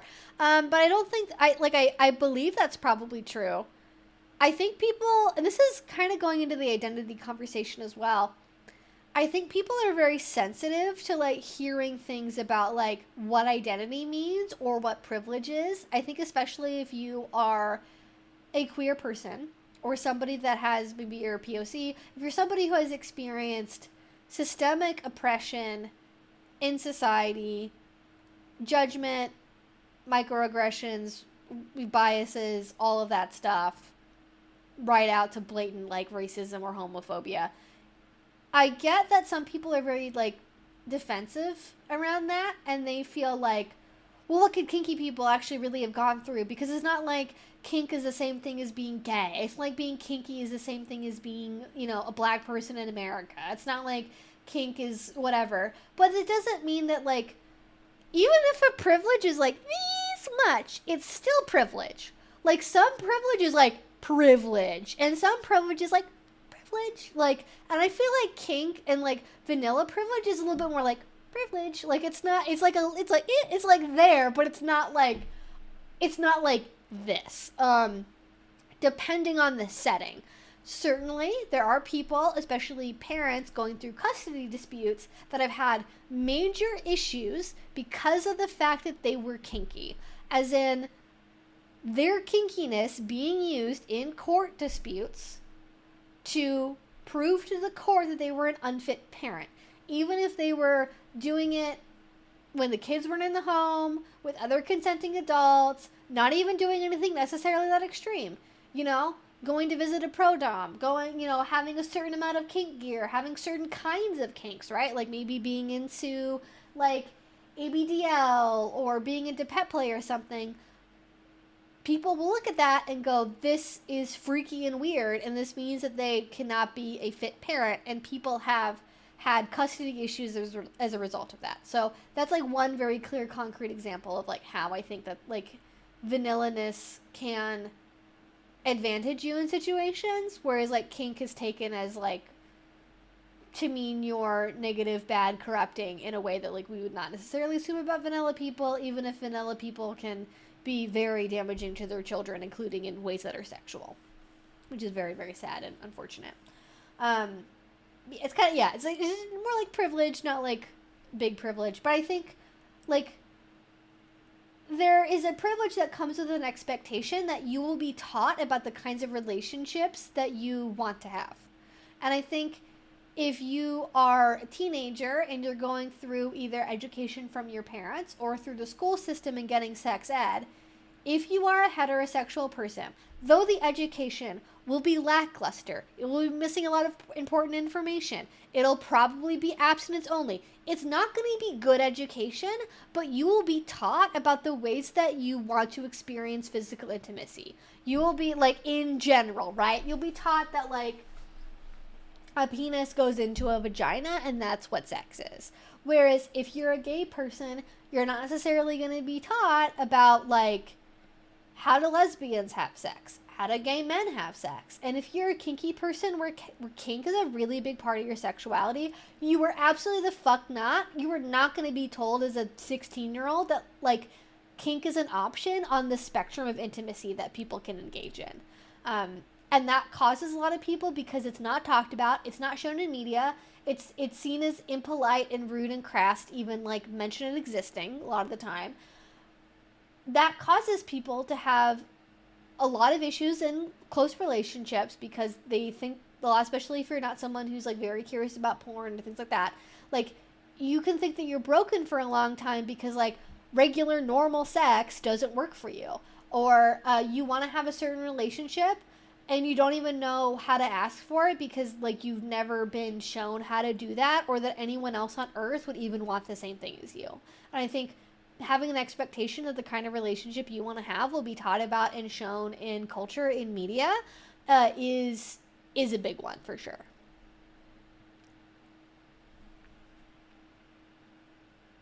There is definitely vanilla privilege, but there is different types of privilege. Vanilla is higher in the social hierarchy than kinky and treated as the norm. Hetero, allosexual, vanilla. Yeah.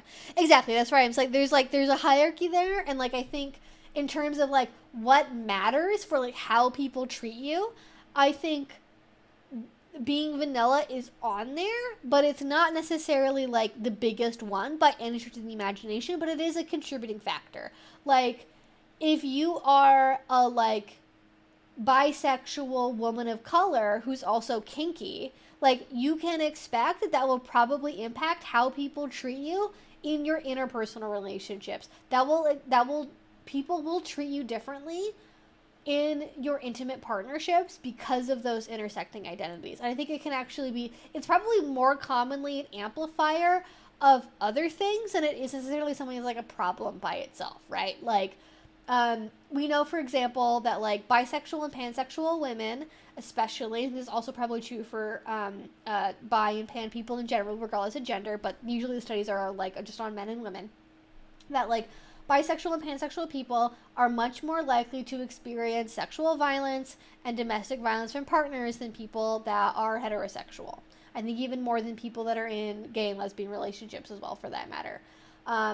And part of that is that people see bisexuality and pansexuality as, like, a freaky sex thing, and that you are going to be more game for weird kinky sex stuff regardless of actually obtaining your consent to do that stuff. Also, being kinky will amplify that too, I am fairly confident in saying, because people think, just knowing that you're into kink, like, if you mention on a dating profile that, like, you're into kink, or that, like, BDSM is an important part of relationships to you, there are absolutely people that are going to make assumptions about you and your consent based off of that, and, like, initiate shit without talking about it first because, oh, well, but I thought you were kinky. What? No, that's not how that works. Anyways, yeah.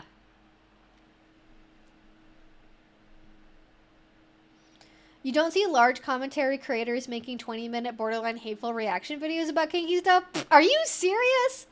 Hello? Have you seen what, like, Tim Pool talks about, or Blair White? There have absolutely been commentary YouTubers that have made videos talking about how cringe and terrible and freaky it is that people do kinky shit. It happens. It absolutely fucking happens. I'm sorry to shatter your illusion there.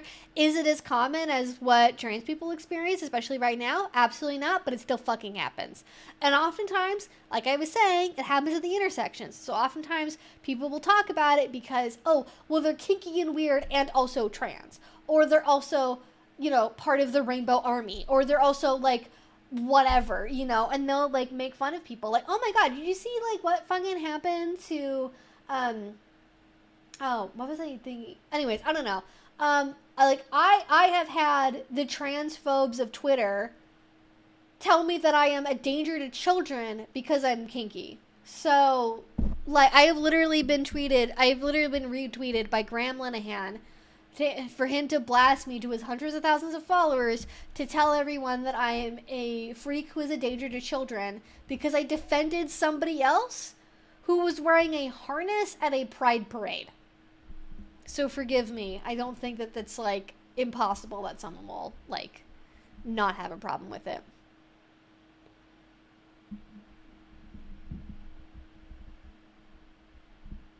Oh, I meant vanilla stuff. Oh, okay. Well, just to, I guess now we all know. Yes, you definitely don't see people making 20-minute reaction videos. I mean, the closest you get to that are like, I know I've seen like Moist Critical and whatever, like do reaction videos to like sexplanations, but even then it's kind of like good natured and it's sort of like a, I mean, it's kind of weird she's talking about this so enthusiastically, but also she's not wrong either, you know, so.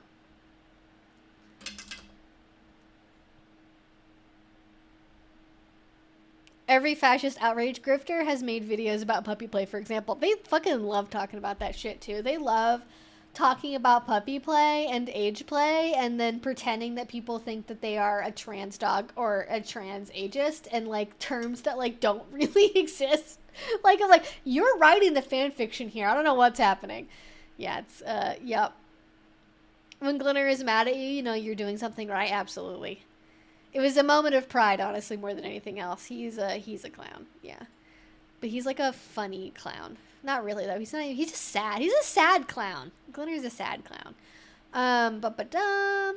Alright. Anyways, I don't know how we fucking got from talking about handling coloring while being polyamorous, but hopefully that helped. Oh my gosh, we have 150 people here. Hi, everyone. I've been looking into Shibari supplies and see that shears are easy to get, but rope, not so much. Etsy has what I need, with shipping is almost $80. Is that normal? Any Amazon recommendation? Not for rope. That really depends on what material of rope you're buying. And I also don't know, are you in America or are you in Europe? Or like somewhere else? A mystical third thing that's not America or Europe. If you can find somewhere that's like on your continent, it will be much less expensive. Like, I am currently on the Agreeable Agony website because I remember them having, like, fairly cheap nylon rope. Let me see here. Bondage rope. I also recommend, if you can buy stuff from somebody's website, it'll almost always be cheaper than getting it from Etsy, because Etsy has a shit ton of fees, especially now, and usually people can give you at least like probably like $2 to $5 off of a hank or just anything really on Etsy because of that. So it looks like a beginner rope bondage kit from them, which includes shears and 3 lengths of 30-foot rope. You can get for $35. That feels like a fair amount to me for nylon rope or MFP. If you're getting natural rope, though, if you're getting high-end jute, which is what I recommend getting if you're going to get jute, get something nice, please. For the sake of your skin and contact dermatitis being avoided, I recommend getting nice jute. Or hemp, though if you are prone to hay fever, you may have a reaction to hemp, so. And also do jute for that matter as well, so. But posh, all of that stuff, I think for like, let's go to like Twisted Monk, kind of get a sense of like the higher end stuff. Because I'm not, they're definitely more expensive. I actually like talked about how expensive they are, but let's go. They've also recently started to offer more stuff. They have a very pretty purple posh rope, and that's about $30, like $30, like $1 per foot, more or less. Yeah, it's like $1 per foot for posh. Which is like a little spendy, but if you get kits, it can also be less expensive. But that's like probably a fair price for it. And then if you're just getting like, let's look at like just plain natural hemp. That's going to be more expensive. That's going to be like in the $40 range a hank. But yeah, it sort of depends on what you're looking at for sure.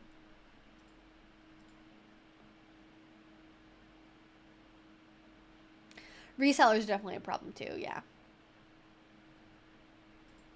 Suddenly we're talking about clowns. Oh, we're talking about like clown roleplay now? But yeah, we're talking about clown stuff. I have not done a video on like clown roleplay. I should. That would be like a fun video for Halloween this year. I think this year for Halloween, I'm pre-planning for Halloween. I think I'm going to do a video on like corruption and blasphemy play, and I'm going to do a video on clown roleplay. I think that'll be fun. If you want my advice on like a really good rope to start with, it depends on what your ultimate application would want to be. I really like posh. I think especially now it comes in a lot of fun colors. Like there's red, there's purple, there's navy blue, there's violet, pink, yellow. There's a natural fiber as well. It looks very similar to hemp.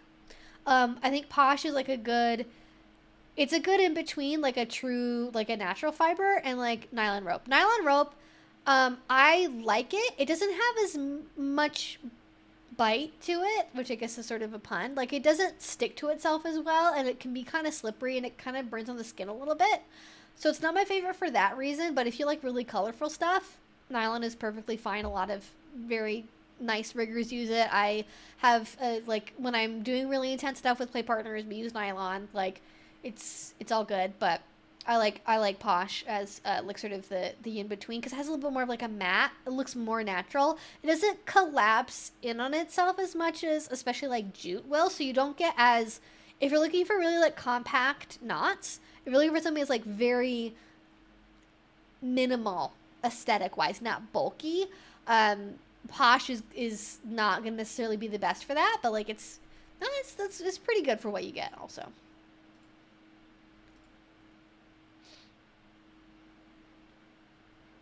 And if you really want to be thrifty about it, you can buy Posh from non-kink suppliers for cheaper and then cut it into lengths yourself. But I like supporting kink companies. I like supporting, you know, kink manufacturers. So I try to buy from kink retailers where I can, even if I'm going to be buying something that's a little bit more expensive per length of rope. What is Shibari rope generally made of? So when we're talking about Shibari, if you're talking about what you see in suspensions, a lot of people tie with Jute rope. And I don't really like Jute for many, many reasons. How may I count the ways that I do not recommend Jute rope specifically? So anytime you're dealing with a natural fiber, you're dealing with a natural product, which means you're dealing with a lot of variation, because the ultimate end strength of the rope and how long it will last you depends on the natural fiber that went into it. So if there's like a really severe drought, or the field got flooded, or it was really hot that year, or whatever, all of that can impact the end nature of the Jute rope. And so it's really hard to know exactly how strong the rope is that you're actually getting at the end. Also, most Jute is not made for contact with the human body. So it's covered in something called Jute batching oil, which a lot of people will be sensitive to, and a lot of people have an allergic reaction to, which is not really a fun time. Also, it is more, in my understanding, especially if you're getting more like traditional Jute from, like some of the more like traditional suppliers, like Osada Steve, I think it's Osada Steve, I don't know. There's like a couple of guys that are like very bigwigs in the Shibari world that like sell their own rope.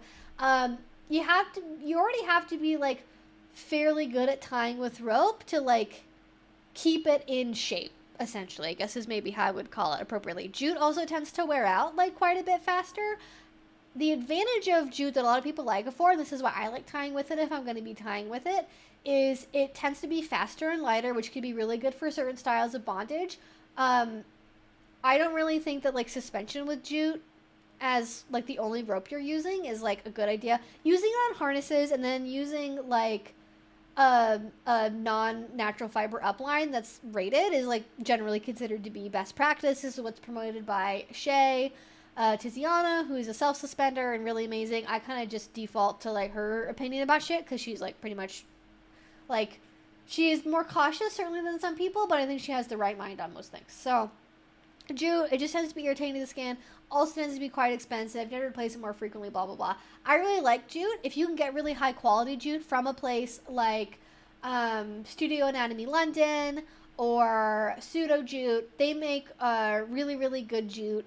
That is actually not Studio Anatomy London. Where is the other place I'm thinking of? There's like a German company who sells it. There's a German company that makes Jute that is not made with Jute batching oil. So if you want to look for Jute rope, look for something that does not have JB on it. I want to say, S&M rope. They're owned by another person now, so I don't really know. I can't speak to their quality these days, but they will also make stuff that's made without Jute batching oil. I think Jute is really fun for like fast floor ties. I think Jute, like the application of Jute that I like is like fast floor ties, intimate play, where like speed, compact frictions, like that is what you're aiming for. I think it's good for that purpose. I don't really like, if you want to get into suspension, I'd probably like look at hemp or posh, to be honest with you, probably as like a personal recommendation for me. However, it's your risk, it's your life, it's your rope. Do what you want. If you love jute and the speed, and that's like really important to you, or the feeling of it, or whatever, maybe you're like allergic to hemp but not to jute, whatever, like, you do you. But this is just my opinion, my advice based on my experience. Hemp is, even if it's a natural fiber, on average it's much stronger, it lasts longer, it's a bit slower and heavier, but that gives you the added benefit of it being like longer lasting, more robust. Like, pretty much all of the stories I know of like a rope breaking during a scene are jute rope. And that's partly a function of jute being very popular and very common, but I think it's also the weakest out of all the materials that are commonly used. So jute and hemp are the two most common natural fibers. You will see people tying with cotton, especially if they like really like cheap dyed colors. I don't really like playing with cotton. I've never played with cotton, so you're not going to get a recommendation from me from that. And then the other two most common fibers are MFP or nylon and posh. Posh is, I think it's actually a sailing rope. It stands for like port out starboard handle or something. I don't know. There's like, it's actually like an abbreviation for something else. I don't remember what it is. Nylon, MFP, tends to be shiny, faster, does not get as compact. So you don't really like, the rule of thumb is you basically like have to add on like another, like if you're doing a half hitch, you add on another half hitch to like seal in the deal when you're dealing with like nylon. However, this is not bondage tutorial advice. This is just like top of my head, what I remember not being a top for rope. So nylon, also common. It can, especially if you're self-suspending, it can be good because it is slippery. So if you want to do things where you're moving in the rope and like rotating around in it, nylon can be good for that purpose. However, it tends to have more skin burn, which some people like, but most people don't. Whereas that's less common with most natural fibers, and then also posh, which to me is like the best of both worlds. It's not as shiny as nylon. It sticks to itself better. It's less compact than you would get with like especially a jute rope, but I think it looks very similar in photos. It comes in a lot of fun colors. It's not as expensive. It will last you a long freaking time, and it doesn't burn on the skin the same way that nylon does. Your mileage may vary. I believe, so I haven't actually looked this up yet, I believe posh is more likely to have that skin burn sensation than jute or hemp, but I don't think it's as much as nylon or MFP. I have tied quite a lot with posh. I've never experienced skin burn from it before, but I have with nylon, so your mileage may vary. Everyone's skin is different. Blah, blah, blah, blah, blah. I'm so allergic to the grass that jute will give me a reaction even untreated. Yes. Yeah, because there's the JBO that can cause a reaction, and then there's the fiber itself causing a reaction. JBO is like a whole other like contact dermatitis risk on top of the natural fiber itself. Some people, I will say there's a scent aspect as well. Obviously, nylon, MFP, posh, they tend to not really have much of a scent, or maybe a slightly industrial scent. But to be fucking honest with you, like, especially if you're buying a jute rope that does have JBO in it, like most traditional Shibari jute ropes do, they smell fucking awful. I like, a new jute rope smells disgusting to me. It smells very chemically. It smells very industrial. It's very, very strong. Hemp, especially from Twisted Monk, which is where I bought it from before myself, smells like hay or like a barn, like a very mild barn or hay smell, which I find pleasant as a former reformed horse girl. So, like, if you're into pony play, it's a good thing. If you like barn stuff, outdoor stuff, if that's like a pleasant, especially if you like positive memories associated with that smell, it can actually be a positive. But some people find it very off-putting, so warning on that there as well. But that's sort of my my, not 2 cents, probably. Oh my god, it's already after 8 o'clock. Holy shit. Okay. I started late, so we're gonna go for like another 10 minutes. But this just flew by. I have ADHD and a sensory disorder. I jump sometimes when I'm touched. Any advice on how to deal with that in BDSM? I understand what you're saying, especially like hyper arousal is definitely a thing. I don't really have any like specific advice on that, because like that's something I also deal with, and it's not something that I've been able to get rid of. Like, I just kind of am that way. Like, my body's definitely like very much like, whoa, no touchy, like very, you know, like Emperor's New Groove, like what, like that's definitely me for sure. I find if you're talking about like in a scene and you get jumpy, I will say this, if you can take time before a scene to like connect and like touch and breathe with your partner, like I love doing like a little bit of like a shared breathing activity, like where I can like have my hand in them somewhere and like listening to them breathe and like maybe doing like a meditation or a breathing together where like we're in a shared space. That helps me feel more connected and then like not surprised when like shit's happening, because like I'm there, I'm calm, I'm collected, I'm breathing with them. It's a good, positive, fun experience for sure. Actually, like cotton rope, I don't like the synthetic feeling of nylon, but it does last so much longer. Yeah, for sure.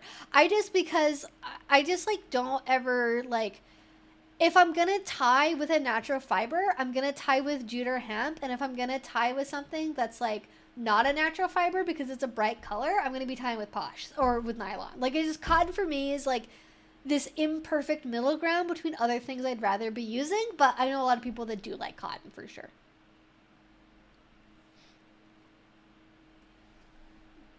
My little Fluferino.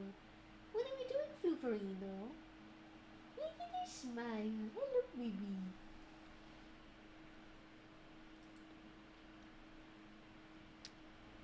Anyways, welcome to me talking way too long about shit for a very long time. the live stream. Oh, here we go. I spent my afternoon looking in 3 hardware stores for hemp but only saw jute. Now I'm thinking, fuck it, just get the Home Depot jute. I would not get the Home Depot jute, personally speaking. Do people do it? Yes. That sounds like that would be very unpleasant on your skin, TBH. But, like, you do you. I would probably, if you're in a budget, I'd way rather you get some cheapy nylon from, like, fucking knothead nylon or agreeable agony or somewhere like that. I think there's another, like, nylon store that was recently recommended to me. I'm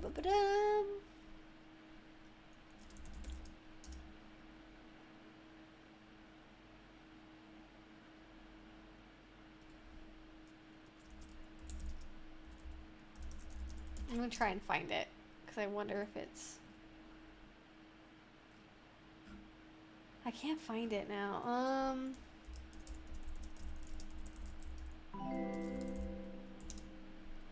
Thank you for the super chat. I appreciate it.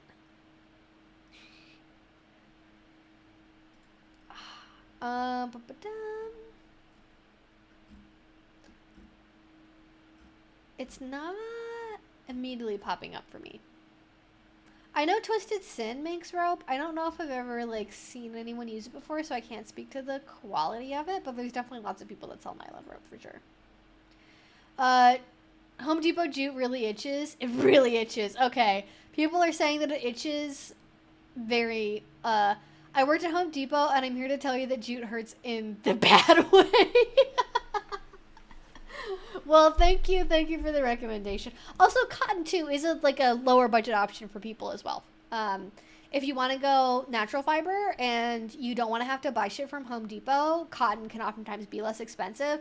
But if you are hoping to get into suspension at some point, I'd recommend starting your kit with something you can use during a suspension. People are adamantly like, do not get the Home Depot jute. People are like, I'm going to save you from yourself. Yeah. Well, I appreciate that. You gotta make sure you're not doing anything that's going to damage you long term.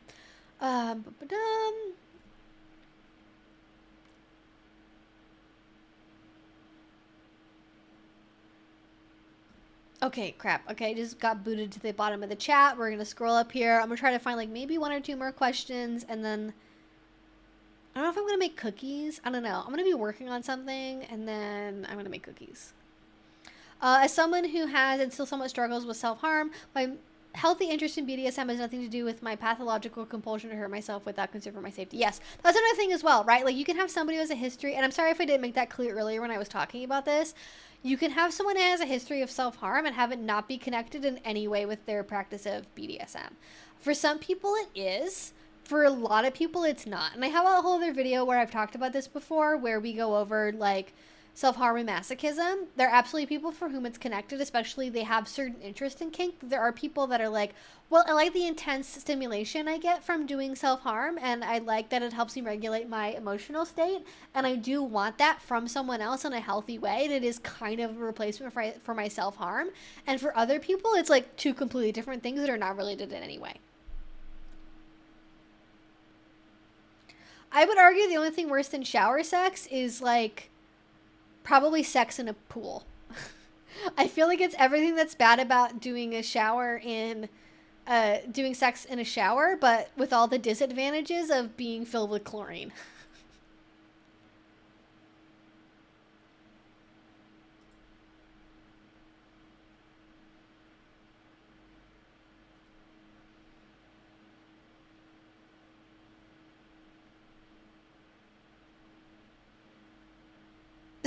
Not gonna lie, my favorite place is the tub. No water, just a fuzzy blanket. I love it. That's adorable, actually. Never mind. Opinion about tubs rescinded. I'm seeing so many cute forever locking collars, but I have to contend with the fact that airport security is a thing I have to worry about.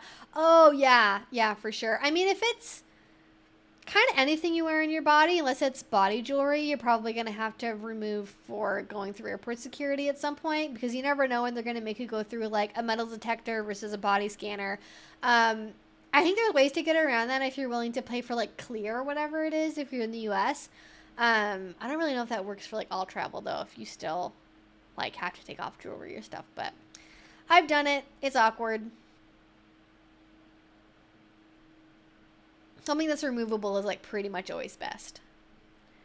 What's a good time frame to start introducing someone to what collaring is if someone is new to BDSM in general? I mean, on the one hand, I'm like, you don't really want to keep that a surprise, I guess. When did I learn about what collaring was? I was probably like a couple months in. I feel like I found out about collaring like relatively soon into my journey. I don't feel like it's like dangerous to know about it like too soon. It's just, if you're in a relationship with someone, I think that there's like a right time to introduce collaring, and you're going to know when that is because it's going to feel right to you. But if you're dealing with somebody who's like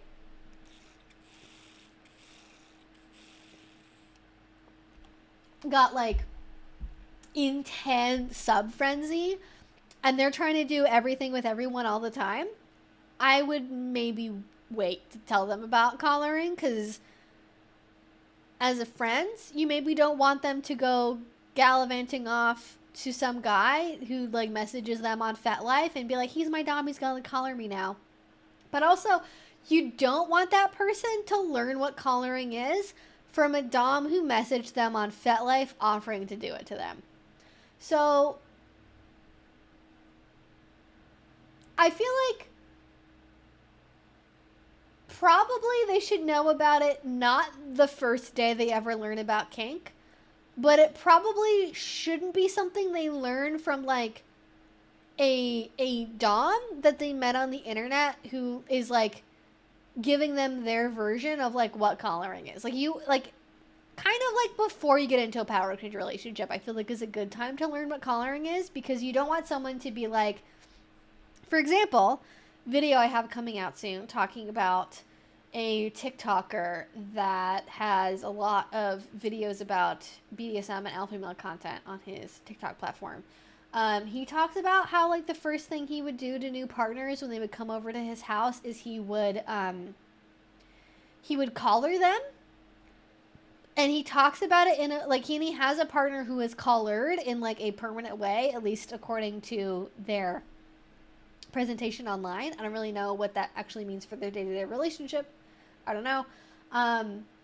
And like he collared this person literally on their first date, and I feel like that's a bad spot to be in.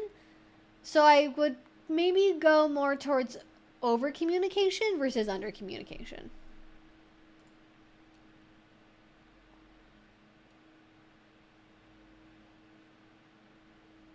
Probably don't wear a chastity belt to the airport would be my advice. That seems like a very avoidable thing to not to just not do on accident.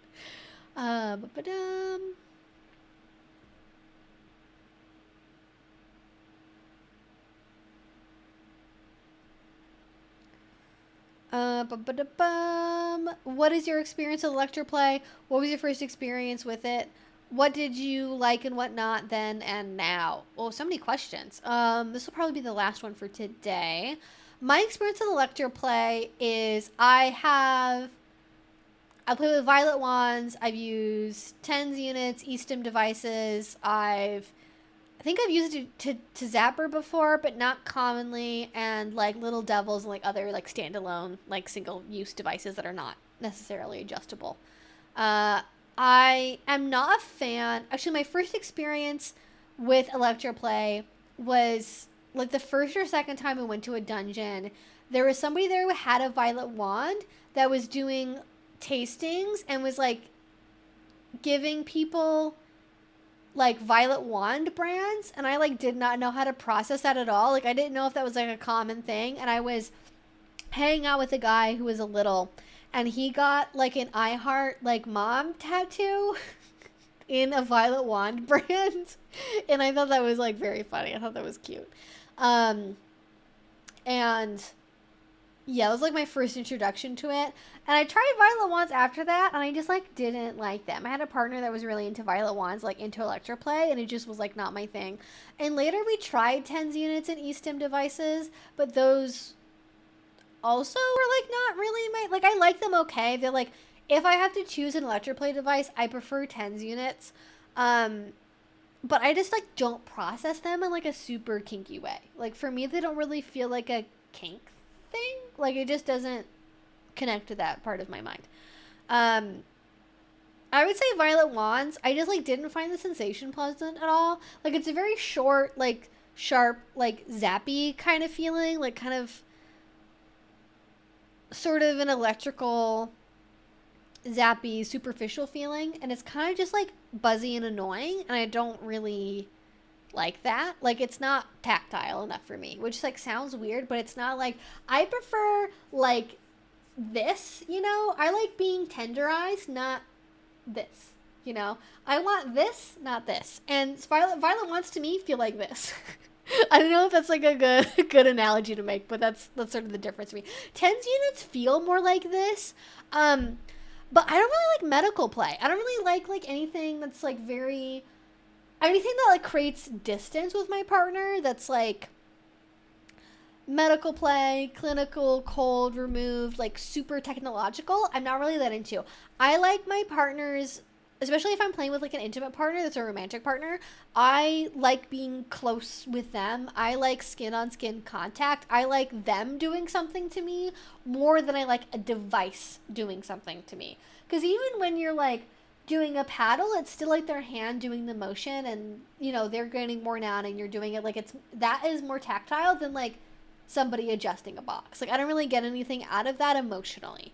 So I don't really like it for that reason. I've definitely used TENS units and stuff on myself, like a self play. I think it has more of an application for me than like partnered play. And I sort of found it interesting. Like it was sort of a fun challenge.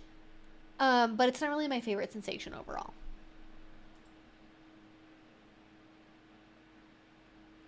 True story here. I forgot I had a metal one on and went through security at the comedy show last night. I didn't have a belt on, and the guy kept wanting my crotch area. Oh no. Oh gosh. Did you get to go to the show? What happened?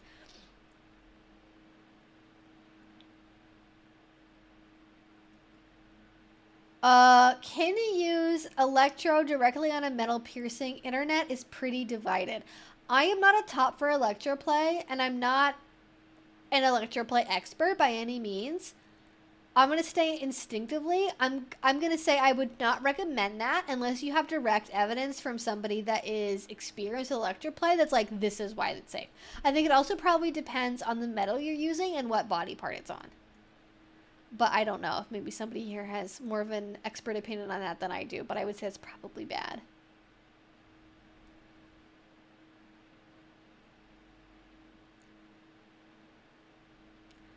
He wanted several times and waved me through. I was like, I don't really know what is dinging. Yeah, it's like when you go through like the security buzzer in a store and then it keeps beeping at you and it's like, well, they removed all the tags, but it keeps beeping at me, and then the cashier is just like, whatever, go through, you know. That played it very cool. Nice. Glad you got out of that one on the other side for sure. Okay, all right. It is 8:16. So I gotta go, y'all. I don't think a piercing, I've never had a piercing set up a metal detector before, but I also have titanium, and maybe that would be different if I had a different metal. But I don't know. I've never had it be an issue before. Anyways, thank you all so much for watching and hanging out with me on this Friday night.